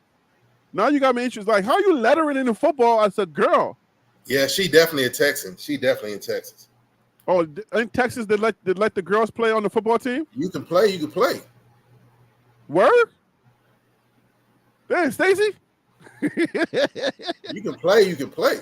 Especially now, they're good. Now, naturally, there becomes some separation in middle school, but all the way up to middle school, then it's kind of a gut check. But if you can play, but don't we have a college football girl player? She's a kicker, right? Can play. Yeah, I don't. Man, I've seen better than that. But anyway, I digress. So, Stacey, before I go, we got to get out of here. But how did you let her in football, Stacey? Tell me your story. You know what? We'll do it. We'll do it at another time. That's a members only interview. Yes, a members only interview. Yeah, that's for sure. How in the world you? The TLP Sports Club is about to be lit in the members only section. Yeah. Y'all got me. Okay, now at least because I've been asking y'all, hey, what do y'all need from me? And y'all been kind of quiet. So, all right, fine. We did it on the live. Yeah, baby steps, man. Talking about VR editor. What are you talking about, Dave? You didn't know I was smart and began by tutoring. Wait, what? You can let her in tutoring football? Am I missing something? She part of the football program. Yeah. Oh, you mean okay? So you tutor the football players? And they give you a letter for that? Yeah. Okay. All right. But I've known females to play JV. So, I come up around military. So, we just brought up a little different. So, well, yeah, I mean, I know girls that play football. Like they're trying to get girls. Some of the girls that are real tough, they're trying to get them to play football. So I'm all for it. If you can hit, you can hit. I don't care. You know what I I'm saying? mean, you have dudes that middle school, they get hit one good time and they're like, oh, that's it, I'm out, tap out, thank you. I'll be cheering from the stands. You know what I'm saying? So I'm good, right? Male or female, it's not for everybody. So, Yeah. I don't get caught up in this male female. It's called football. It's not men's football, right? If I get correct, it's just NCAA Division I football. Tutoring with football team and started training rapping angles and okay. I see what's going on. Okay. All right, Waldo, let's get out of here, man. Let's I haven't eaten dinner. I'm a late eater. That's why I got this dad bod. So I gotta go. The Boston Celtics have swept the Pacers. So the what? Yeah. So I gotta take a nap and then write the script and put out a short because hey Waldo, don't write no script. Because the numbers start showing up at 5-6 a.m. Hey Waldo, don't write no script. Go take my advice. Do this one without the script.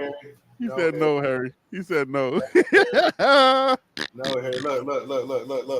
Look. It ain't nothing complicated. Oh my God. That's a letter. But letter size, folded in half, and then you're so natural on the channel. You're so natural right here. All right, Waldo, look. But 60 seconds, dog. Look. 60 seconds, dog. Waldo, look. You see this? What does it say right there?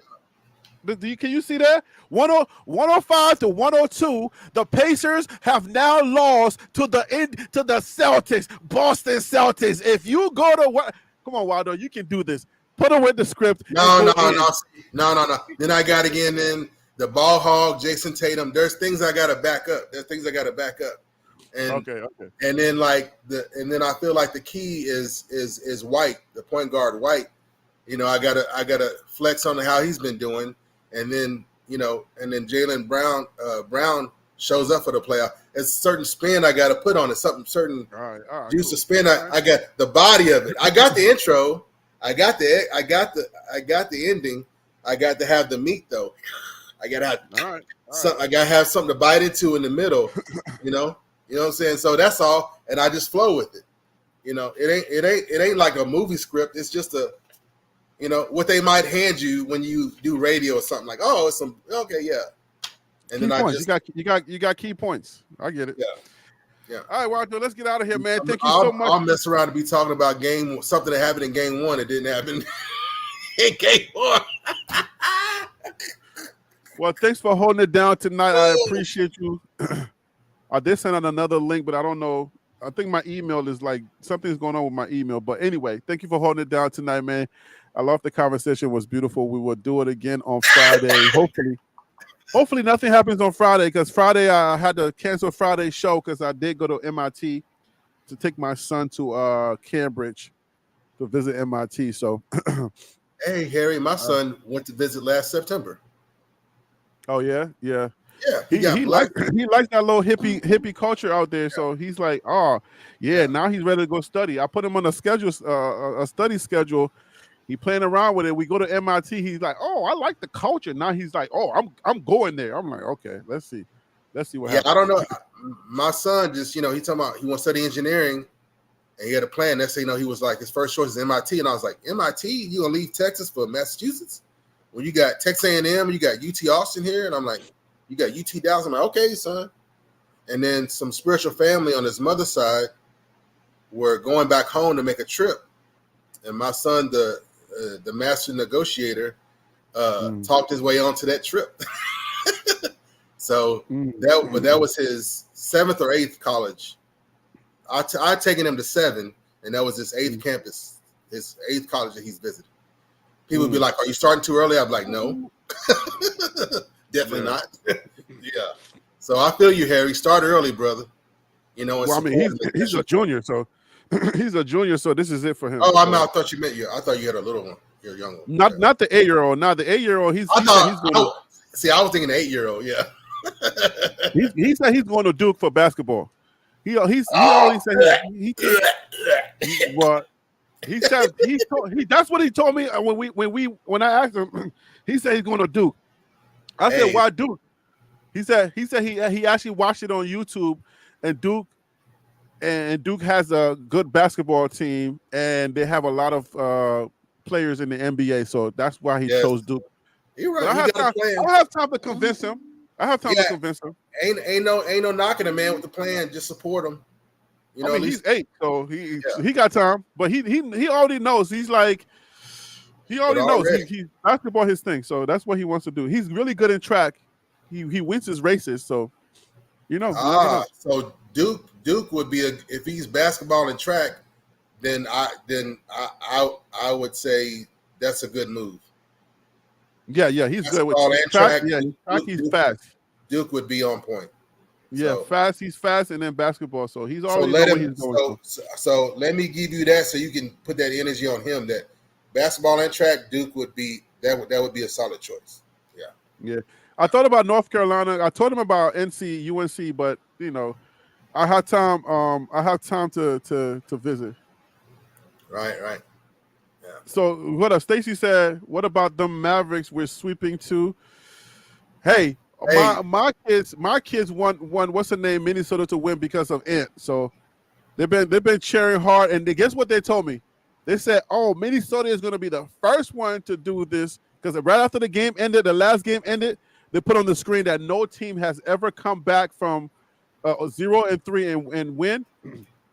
And they actually said it's 154-0, 154-0. And my kid says that Minnesota, the Wolves are going to be the first ones to do it. I said, no, that's not going to happen. I said, hey, that's not going to happen. hey, Harry, just like I said in 2011, right before we swept the Lakers, I was like, respect the game, put the brooms away. I was like, don't even sweep, leave your floors dirty. As a matter of fact, put the brooms and the vacuums outside. You know what I'm saying? Yeah. Don't sweep, leave the floors dirty until the very next day. Let's get through this series with the Lakers. We swept the Lakers and went on to win the championship in 2011. And I'm saying the same thing now. Put the brooms away because we haven't done anything yet, right? We lost in 2006. We lost in 2006. You're being careful because you think they can do it? Come on now, it's not possible. Just it ain't gonna happen. It ain't necessary. Even if you believe it's gonna be a sweep, just put the brooms away. Don't even go there. You know what I'm saying? It's over, man. It's over. Now, it's not gonna be a sweep. They might put out one, but it's over. But after we win the championship, you can sweep all you want. You know what I'm saying? You know what I'm saying? Yeah. After we win the championship, you can sweep all you want. You know what I'm saying? No planning, no parades ahead of time. No, don't do it. We don't learn our lesson in 06. No planning, no parades ahead of time. You wait till it's done, right? Mm-hmm. And no brooms. Put the brooms away. We don't learn that lesson. Put the brooms away. No planning, no parades. After we win the championship, we got plenty of, strong minds and that can move and make everything happen and handle the place. On championship Saturday, we can bring up. Got something to say about that. So y'all keep thinking about that because Jason Tatum, they've been trying for 3 years, 3.5, 4 years now in a row. Yeah, you ain't won nothing. Boston got something to say about Joe winning. So yeah, I don't know. They got that super team over there. Put the brooms away. Don't count your chickens for they hatch. We've been there. We lost in 06. We won in 11. Everything we did in 11, we should repeat now. You know what I'm saying? Put the brooms away, focus. You know what I'm saying? Put the brooms away, focus, and get it done. Then party and celebrate with brooms and beer and whatever else you want to do. Block parties and Mavericks championship cake, all of that. We know how to have my New York Knicks. I'm not sitting here to listen to you and your Mavericks negotiate and what y'all talking about. My New York Knicks are not in there. Let me get up out of here because talk about legacy programs. Talk about legacy you programs. Advise your Dallas Mavericks over there with y'all. Let me stop being salty. I'm out of here, Wild Dog. Y'all go to sleep. I'm out of here, Wild Dog. Y'all good night. And I will be contacting all my members.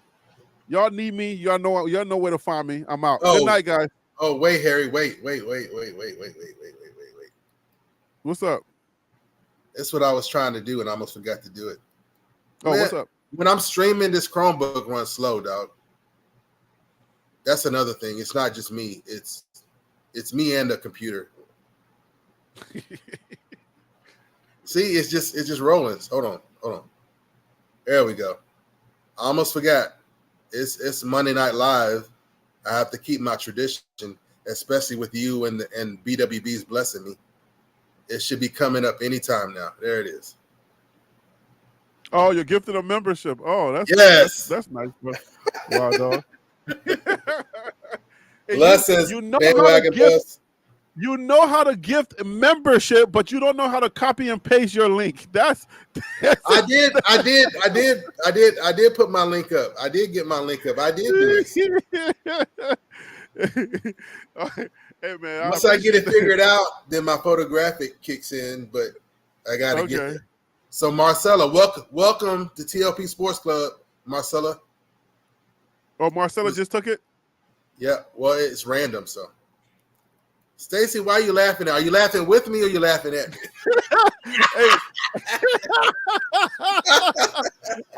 I would have to plead the fifth on that question.